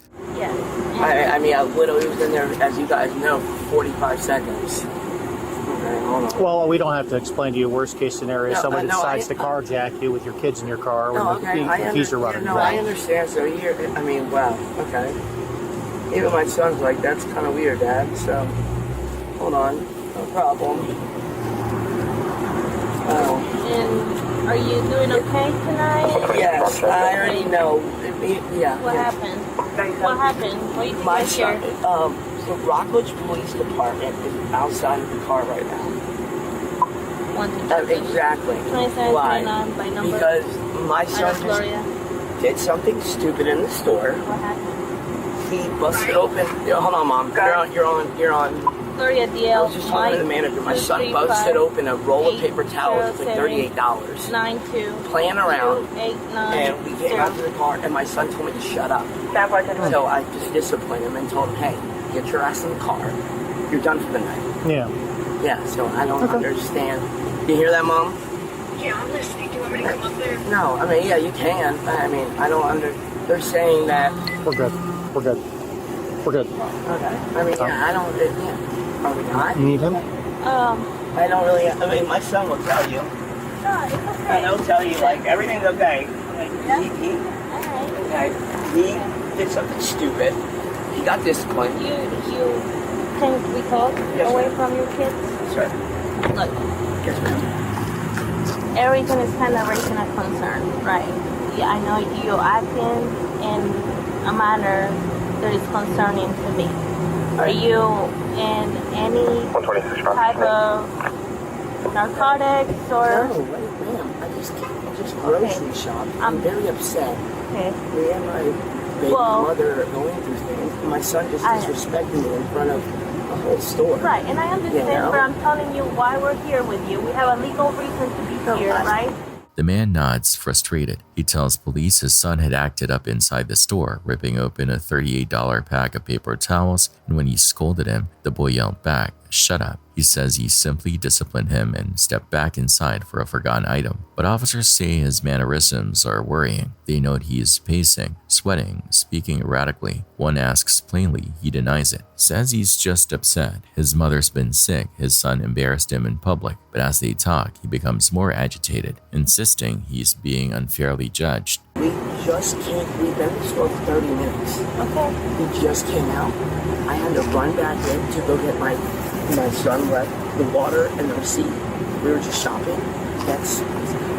I don't really understand what's going on. I mean, literally, we got called out here because there was a big altercation between you and your kids. There was a big altercation. And my son yelled at me and said, "Shut up." Okay? As a parent, I probably understand that. I said, I don't think don't talk to me like that. His mother was on the phone. Soon backup arrives. The man consents to a search of his vehicle, though he later tries to revoke it. Too late. Officers spot a piece of burnt aluminum foil, the kind commonly used for drugs. They now have probable cause to search the rest of the car. My children are telling you everything's okay. Please come up here, Mom. So crying and stuff like this is... Hold on. Mom, can you come up here for a minute? This is terrible. Okay. Yeah, I don't, this is crazy, sir. Okay? Like, yeah, you can search me, pat me down. Yeah, I appreciate you. Don't mind if I search you? Yeah, no. Why don't we come on this side of the car, just so we're not in front of your kids? And it's consensual, so, you know, you're not... You got no weapons on you, right? No. Can I search this whole bag? Yeah. I do mind? Yeah, kind of, because my kids are watching. Okay, that's fine. Yeah, hold on.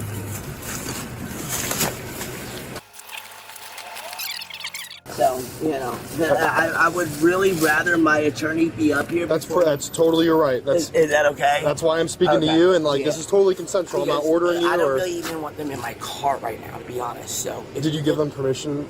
I said she could look, but now she's pulling my kid out, and I don't even understand what really the probable cause is. So I just arrived on scene. I'm Officer Right, Buckley. so can you ask her what the probable cause is? Because I don't really understand. So did you give them permission to consent? No, to so stuff? can you ask her Okay, what the if you want to grab your stuff real quickly and go sit back down by your children. His mother arrives pleading with police. She tells them he's been under stress, that her grandsons can vouch for him, and that the foil has been in the car forever. She insists there are no drugs, but officers aren't convinced. Tell me, George. I even just asked him what there's no He's probable. been fresh, really fresh. Yeah. His mother's been involved in the freshness. He's You're been- talking about attitude. No, I'm talking acting out. Acting out. Hold on, Sean. She really has no Sir. Wait, No, well, sir, You gave her consent to search the car. No, yes, sir. You're right. I'm seeing burn foil paper, which leads me to believe it's drug paraphernalia. So you stay there. I'm not even moving. You're trying to find a reason to Oh, Ma'am, you're trying to please. I'm not doing anything. Ma'am, I'm not. It's my kids. Buckley, could you have her escorted to her car? I'm not even fighting with her. No, you're not. But I'm not. It's my birthday. It's his birthday tomorrow. I'm not, ma'am. You can. I'm very ground consent. However, it's a little too late because I already found a burn aluminum foil, which is known for drug paraphernalia. Okay. And he just searched me. There's search everything. Okay, I'm gonna finish conducting the search because now I gain parole cause to search the car. there's nothing in the vehicle, then there's nothing to worry about. But the tinfoil along with burnt residue, No, I understand. It's been there consistent with drug forever. paraphernalia, so that's what gives her the probable cause. When one mentions that the residue could be tested, the man snaps. He becomes emotional, his voice breaking as he shouts that he's worked hard to rebuild his life. He was in prison 8 years ago, has been out 5, running a construction business, trying to be a better father. Okay, I was in the street crime unit for a while, right? I know how to recognize drug activity, drug addict behavior, and drug paraphernalia, right? Cannot tell me this is not drug paraphernalia. There's cut up straws and everything else. So, like I explained to you, I have 5 different construction It's workers in my car a day. Okay, you're gonna be quiet. Is by the driver's seat where you have control of the vehicle and you can reach this at any point, right? And you're the only adult driving the vehicle. Okay, so it wasn't by the passenger seat or anything else. Okay, That's fine. I bet if I test this, right, I'm gonna find something, right? And then you and I, we're gonna talk away from your kids and away from everybody. Is that okay? Okay. You get drugs off the street? Go sit down. Record this, Mom, for real. Record this. She's asking me to help her get drugs off the street. Officer, please. No, she's asking me to. I told her I don't know what to. I'm gonna test. I'm telling her. Like here, I don't test it. Like she's like, oh, there's gonna be crack in it. Okay, test it. No, there's no crack. Mom, record it, please, on your phone. Mom, I'm asking you, record it. No, Stop, Mom, record it. Stop. Mom, she's asking me to snitch. I'm asking you to record this. I understand what she's Mom, I'm asking you. I'm on my knees. I'm asking you to record it, Mom. Just take a deep breath. You're fine. I look like a drug dealer, man. She asked me what I went to prison for. I went to prison 8 years ago. I've been out 5 years. I've been being a father, man. You're not thinking logically here. The you mean I ain't thinking logically? You got my kids in front of Dude, me. sir, you need to calm down or I'm placing you in Yes, sir. Yes, sir. My hands are up. Take a seat. Take a seat. Everything that you're saying in front of your kids. Take a seat. She just came and asked me if I could help get drug dealers off the street. Stupid, yo. The confrontation escalates. His mother pleads for calm as officers warn him to stop yelling and keep his hands visible. Then it happens. Officers move in to detain him, fearing he might resist. Ma'am. No, you haven't. Yes, ma'am. Yes, I have. If you see my record for back in the day, I've been very respectful. Ma'am, I didn't do anything. You guys, like, I was shopping with my kids at Publix. My son got disrespectful. Yeah, get down. What the f? Mom! Stop resisting! I'm not! Okay, What the f? Oh my god! Oh my god! Oh my god! Mom! Stop resisting! Stop resisting! If you resist, I'm not. The youngsters watch from the car, crying, while their grandmother tries to shield them. Moments later, the man is in cuffs, shaken and furious. Officers tell him he is being charged with possession of drug paraphernalia and child neglect without great bodily harm, both misdemeanors. He pleads that he's sober, that the foil meant nothing, that he was only trying to feed his kids. But the scene is already over. His groceries scattered, his sons in tears, and his mother heartbroken. A routine trip to the grocery store turned into an arrest, all over a misunderstanding, a piece of foil, and a father's breaking point. My window, she Calm down. Stop. Hey, calm down. This is what she did to me. Okay. I would love to calm it down. She won't leave. Okay. Is it her? Huh? Yes, it's her. Okay. Have a seat for me. Yeah, have a seat for me. Have a seat for me, okay? Where are you? Put your arms down. Do you want EMS? Do you need EMS? Officers arrived to a chaotic scene at a small home, shattered glass on the ground, a blood trail on the threshold, and two people shouting over each other. Inside, a woman sits trembling, clutching a towel into a deep cut on her forearm and a swollen cheek. She says she tried to block the door because her bank cards and work items were inside. When the door slammed, the glass tore her arm. She insists the cut wasn't caused by him. She punched me in the face several times. She's been hitting me, calling out my name. Yes. This is your house? Yes, mine. Okay, so how did it start? What happened today? I found that because I needed to, I don't have furniture all like that. So I found that over there in the apartments. Okay. She pointed it out. We was coming back from the store, right? Okay. I go over there. I was like, oh yeah, I can use that to mount my TV and you put stuff on there. So so there'd be no clutter. Gotcha. It's filthy. So I used a bleach cleaner. Okay. It slipped my mind she was allergic to it. I'm not thinking about that. I'm thinking about cleaning something that is filthy that I just brought in my house. I gotcha. Oh, and she's just being dramatic. Autumn, my name is Autumn. Autumn, my name is Leah. Autumn. I have no idea. How did you cut yourself, Autumn? I was trying to stand in the door because he's got my bank cards. Yeah. And he's got my work stuff, and I have to go to work tomorrow, so I was putting my foot in the door, and he pushed it really hard, and it cut me open. All right, Autumn. How old are you, Autumn? Oh, I'm 27. Yeah. Okay, so we need to get this. We need to get this clothes right here. Oh. Are these your clothes? No bleach on. Don't use that. Don't touch that. He uses it for everything. I think it might need pack. Does it look like you need a pack? I just wanted my stuff. I'm allergic to bleach, and he used bleach on a piece of furniture he found on the sidewalk in his enclosed room, and I was like, well, that's childish. Why would you do something like that? It's not smart. And he threw a fit, and now we're here. The man, Vince, points to scratches along his neck and jaw and a slice near his shoulder. He tells officers the argument started after he brought in a curb-fine shelf and cleaned it with bleach. He claims she punched through glass and kept forcing the door. He shows officers scattered belongings on the porch, saying he dragged her things out to get distance and close the door. Hey, take a second. So you're lying.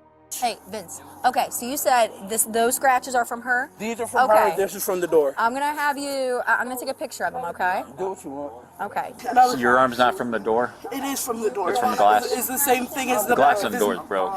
Yeah, it's the same thing as the back of his neck. He's got a dash on the back of his neck. He was pushing with his back, and that door broke. And it cut him, and it cut me, and it slammed my finger in the door. Shouldn't have been pushing your way into my door. Don't move, man. All right. How about that? Let me see your other side. Nah, liar. All right, we need to get. You're a liar. Mom, Cardi is a liar. Let's walk over here so we don't have to listen to her. Walk over here. Yeah, come over here. We don't need to listen to that. Yeah, we got you. If it's just gonna upset you. All right. Golf. Just hang out right here for us. Right here. We're good right here. Just Relax, just cool off. I'm trying. Hey, she's pissing you off, and I get that. You're justifiably pissed off, okay? She's lying on me, trying to hurt my character. She said I'm hitting her. I ain't never put my hands on a female in my life. Are you in cuffs? No. But still, it's going to be a report. It's going to be written down. And of course, man. Your first name? Vince, I'm Leah. You're not in cuffs. People lie all the time. We can see through the bullshit, okay? I hope you're seeing through that bullshit over there. We take more women to jail for domestic than men, okay? Relax. Stop screaming over this officer over here, okay? She's only trying to talk to you, okay? I'm sorry. I'm just pissed off because I ain't even doing that. A roommate backs up core details, shouting repeated attempts to keep her from re-entering, the window breaking, and then punches thrown outside. So I hear, things are going on. I can hear them yelling out there, and telling her to get out of the house, but she wouldn't. Glass breaks. I come there to see the door is closed, but the door window is broken, but he's trying to close the door, but she won't let him close the door. I don't know why. It's probably because she wants the cops to come here while he's out there. So it's the outside door over here? Is that what you're talking about? Okay. I haven't gone over and looked or anything yet, but he was trying to close the door. She was outside trying to come in, basically, is what you're saying? Yeah, if you see that cut right there, it's probably because of that. Because I do hear her just saying "ow," and it does sound genuine because she will. It was probably it was literally because of her negligence. You guys, I know you guys said you guys were engaged or whatever. Are you guys still engaged? I don't know. I don't want to send her out on the street. She's going through a lot, and I care about her. I'm just tired of this shit, and it's always coming back on me like I'm the bad guy, I'm the problem, I'm this, I'm that. Look, I'm sick of that shit. Look, man, we're trying to figure it out. All right? And I don't want her arrested. I don't want her thrown nowhere. I don't want her out on the street. I'm just tired of this shit. It falls on me every time. That's why we're trying to figure something out. Did you guys still stay together? Well, right now the only place she has to stay is here. Here. Right now, because she's waiting on housing from the United Way or some shit, and she just got on the phone with them today. Okay. Yep. And you guys were in a romantic relationship. We are. Okay.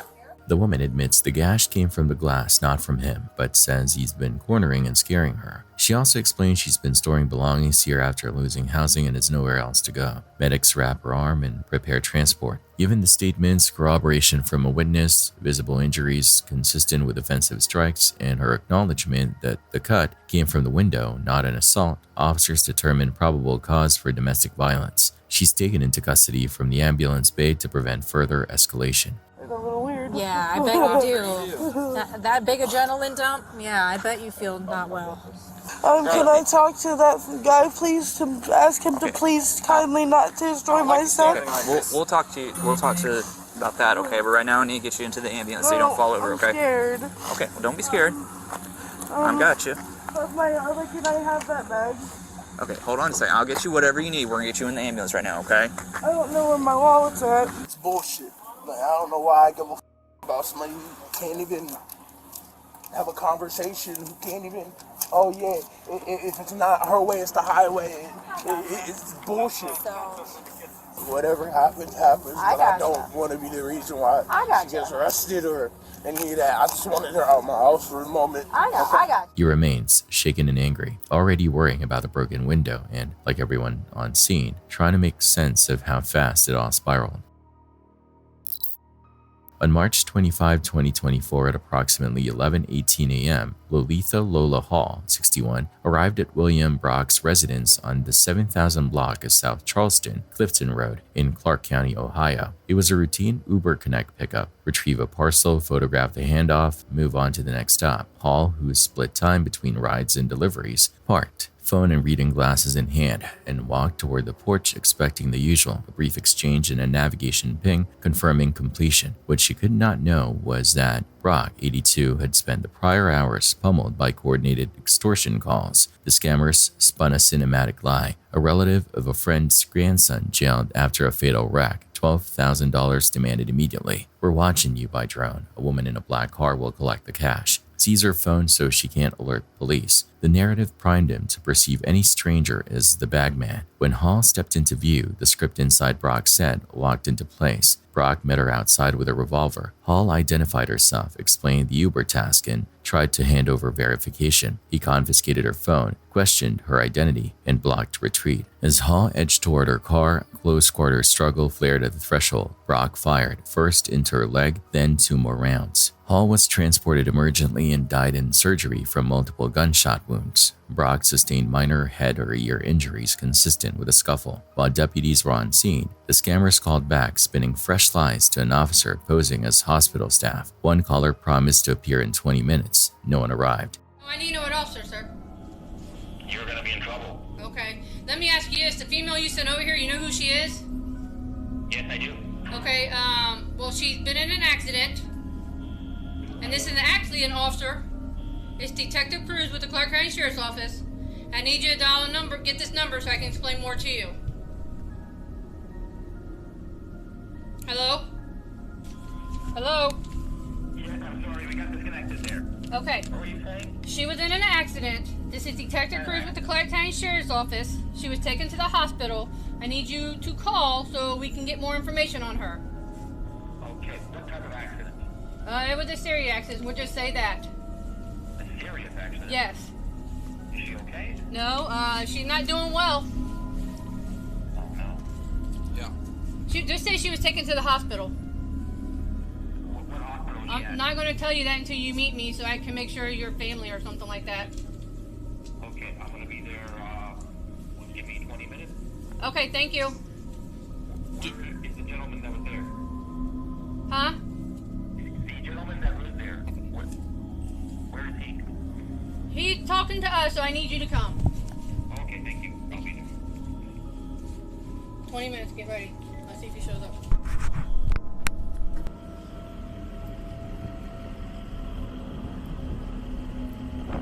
Did they get stabilized a little bit?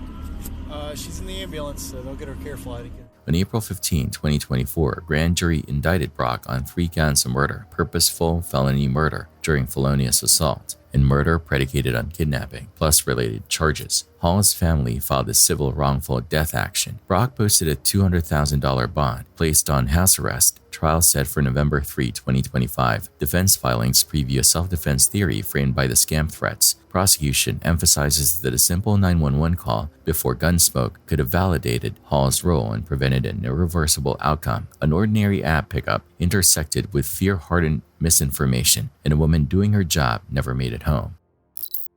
Thanks for watching. Stay vigilant, friends. On December 20th, 2018, an anonymous post appeared on 4chan's B-board. It was brief, almost cryptic. Be here on 23/12/2018 GMT +1. You don't want to miss this. When another user asked what they meant, the OP replied chillingly, "Let's just say it's my Christmas present for you."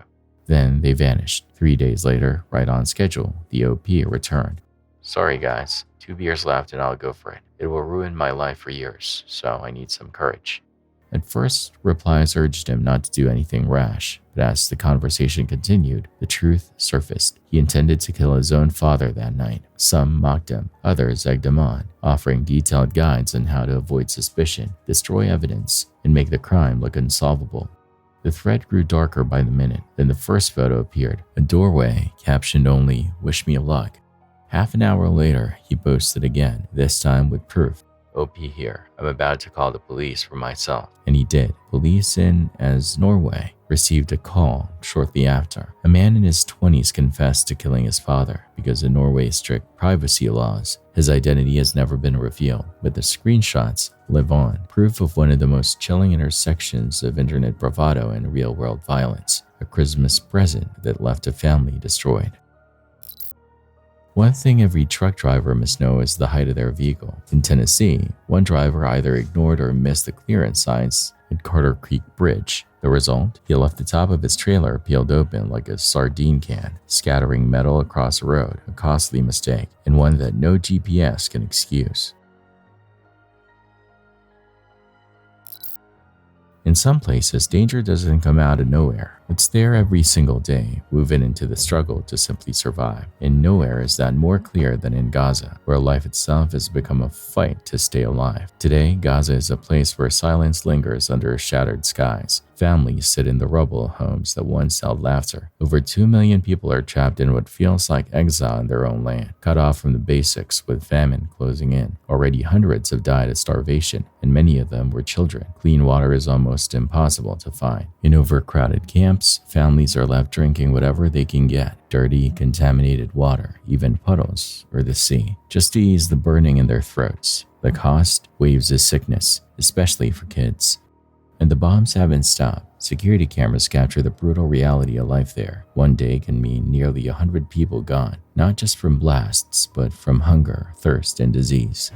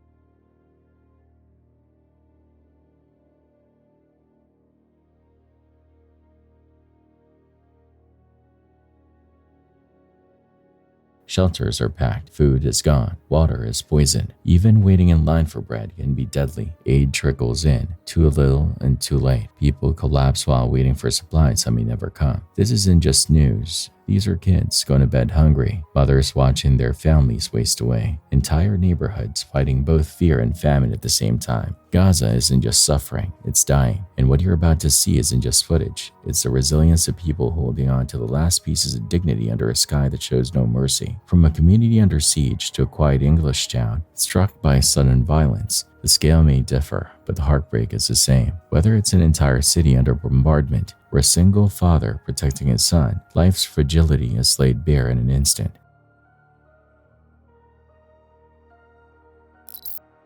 On August 20th, 2019, a 4chan user posted about strange activity in an abandoned restaurant in Grand Rapids, Michigan, once a family-owned diner called Isaac's. It had closed years earlier and was later bought by a mysterious couple. They painted the building, taped black flags over the windows, and then nothing. For years it sat dark and unwelcoming, but according to the OP, SUVs would sometimes pull up late at night, unloading groups of children who were never seen leaving again. Most dismissed it as urban legend, but then users dug deeper. Records showed the building was owned by a shell company called Humanix LLC. Its registered address matched a nearby home, where Street View images captured SUVs and children in the yard.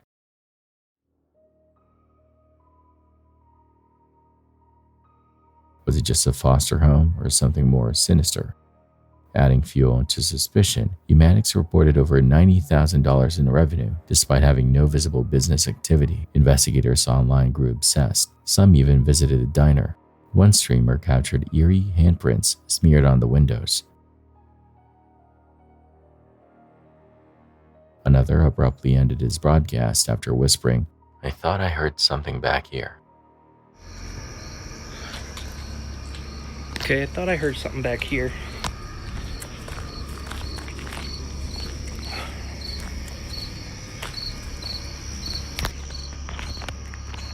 Nope. Okay, no. He never streamed again. Even the OP disappeared, along with the first investigator. Along with the second, 3 people who went looking into the Grand Rapids diner have since gone silent. Was it just a creepy building with a strange ownership trail, or the site of something darker? No one knows. The diner has since been sold, but the questions it raised still hang in the air. In the Chinese city of Guangzhou, a powerful tornado ripped through neighborhoods, leaving behind a trail of chaos and destruction. Only days earlier, another tornado had struck a different part of China. But compared to this one, that earlier storm was almost ordinary. Multiple videos soon surfaced online, capturing the terrifying scale and devastation as it unfolded.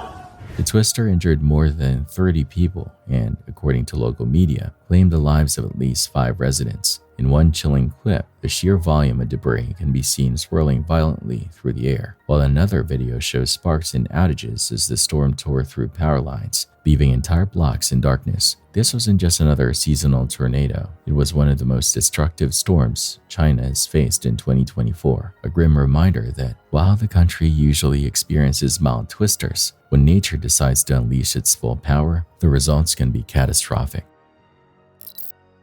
It was the evening of April 18th, 2023 in Castle Bromwich, Birmingham. The streets were alive with the usual traffic, shop lights glowing, nothing out of the ordinary. For 50-year-old Calvin Ward, it was just another night, a simple stop at KFC with his teenage son, but circling nearby was a stolen Ford Kuga with false plates. Inside were 4 men armed with machetes and so-called zombie knives. They were after Calvin. Their target was his son. The attack came fast. The stolen car roared forward and smashed straight into Calvin's Vauxhall Corsa. Airbags exploded, metal crumpled, and in seconds, a normal evening turned into chaos.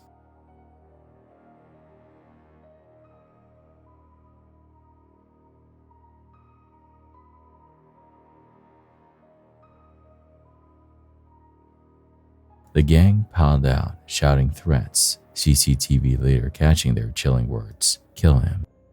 Calvin's son bolted, sprinting into the street. By sheer luck, a stranger handed him an e-bike, and he pedaled off into the darkness with the gang chasing. But Calvin didn't run. A father's instinct took over. He jumped into the attacker's car, trying to follow the direction his son had fled. He didn't make it far. The car veered into roadside railings and trapped him.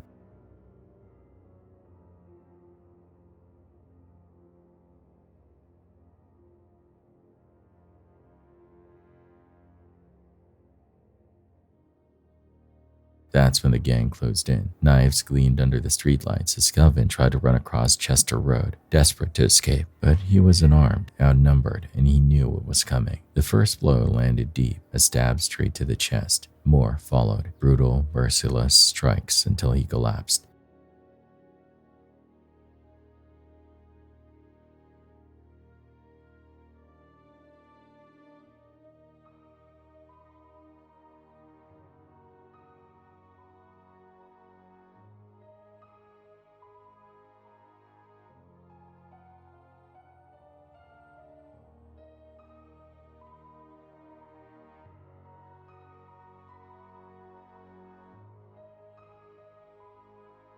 Witnesses watched in horror as his final moments played out in the street. Calvin died where he stood, between the sun and certain death. The attackers fled, leaving him bleeding in the road. Paramedics arrived, but it was already too late. Detectives later pieced the story together with CCTV footage, phone records, DNA evidence, and eyewitness accounts. The investigation revealed what was clear all along. This was no random outburst. It was planned, a targeted attack. At Coventry Crown Court, the truth came out. Tyrone Hollywood, just 17, and Rashard Williams-Reed, 28, were found guilty of murder. Aaron Coates, 28, was convicted of manslaughter. Leighton Williams, 18, escaped a murder charge, but was still found guilty of conspiring to slay Calvin's son. All 4 were convicted of that conspiracy, a plot set in motion long before that night. Prison sentences were handed down in decades. But for Kelvin's family, no sentence could ever measure what they'd lost. The CCTV footage remains a silent, unflinching witness to a father's last act of love. Kelvin Ward didn't just die as a victim of senseless violence. He died as a protector, a shield, a man who gave everything to save his child. The murder of Kelvin Ward is a brutal reminder of how quickly violence can rip through an ordinary evening and tear families apart in seconds. On September 30th, 2015, a cryptic warning appeared on 4chan. Some of you are all right. Don't go to school tomorrow if you're in the Northwest. The post included an image of Pepe the Frog holding a firearm. Replies mocked it, treating it as just another edgy hoax, but the OP doubled down. We'll post again in the AM. 10-minute countdown. Too much to prepare. The next day, October 1st, tragedy struck. A gunman opened fire at Umpqua Community College in Oregon, killing 9. The suspect was 26-year-old Chris Harper Mercer. Investigators quickly linked the timing and language of the 4chan post to the attack, believing it could have been a warning or even a confession. But years later, a heavily redacted FBI document revealed a twist. The poster wasn't Chris. He was a young man in Florida who, by sheer coincidence, had made a threat the night before a real attack occurred. The FBI cleared him, but the odds of such a coincidence are almost unbelievable. Many still doubt the report, insisting Chris must have been the author. Others wonder if perhaps he saw the threat himself and mirrored its suggestions. Whether coincidence, copycat, or cover-up, the chilling post remains one of the most infamous warnings in internet history, a message many laughed off until it was too late. Oregon isn't really the place people think of when it comes to wild, mysterious landscapes, but tucked away in the state are caves and abandoned mines that hold some pretty unsettling secrets. One of those secrets came to light inside the old McCoy mine in Lander County, placed sitting above 5,400 feet up in the hills. A YouTuber named Connor Kelly and his friends decided to check it out, expecting a fun little adventure. Instead, they stumbled on something that would haunt them. Into there. This dead end. I see some pretty crazy stuff. It's cool. At first, the mine seemed ordinary, just dark tunnels, silence, and the crunch of their footsteps. Then their flashlights caught a strange reflection deep inside. Curious, they followed it. Step by step, the glow bounced back at them until they finally saw what it was.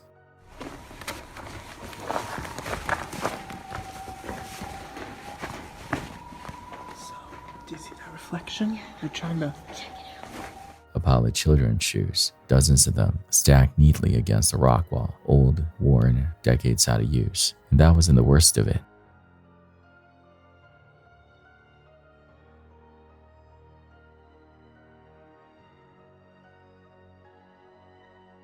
Yeah, Dad. Check it out. So this is more than a little disconcerting. It's just a pile of shoes and there's some bones in there. There's like bones. There's bones. Pile of shoes. How old would you say these shoes are, Dad? That's a bone right there.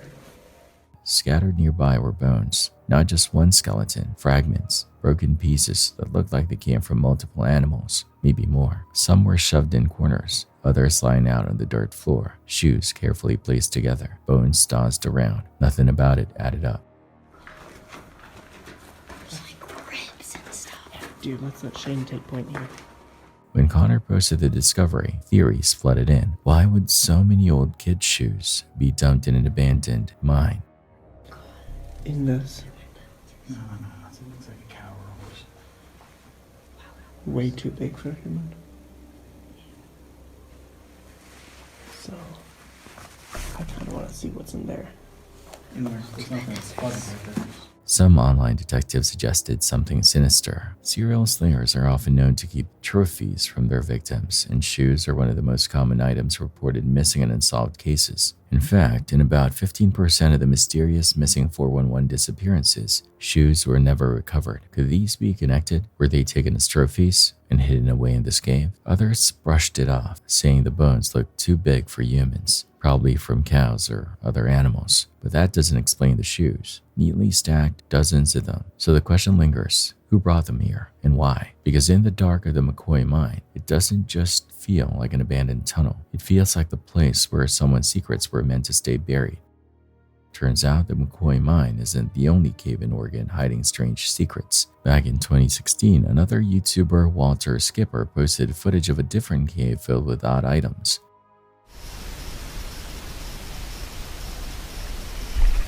Now, Oregon has a weird history when it comes to shoes and crime. In the late 1960s, serial slayer Jerry Brudos, also known as the Lust Killer, was notorious for stealing and keeping women's shoes as trophies. And he lived right here in Oregon, so when people see piles of shoes turning up in caves, it raises a lot of unsettling questions. This second cave was later identified as Smaller Cave, but this one had a different twist. It wasn't just some random mine, it's actually connected to the Freemasons. A TikTok video even showed a strange symbol carved near the entrance, and viewers pointed out it matched Masonic symbols. Turns out the Freemasons actually do use that cave. They've held annual gatherings there for years. In fact, they used to allow public exploration, but after some vandalism in 2019, they locked it behind a heavy metal gate. So here's the question, are these caves just old meeting spots and abandoned mines with creepy coincidences, or are they holding on to something people were never meant to see? Thanks for watching. Stay vigilant, friends.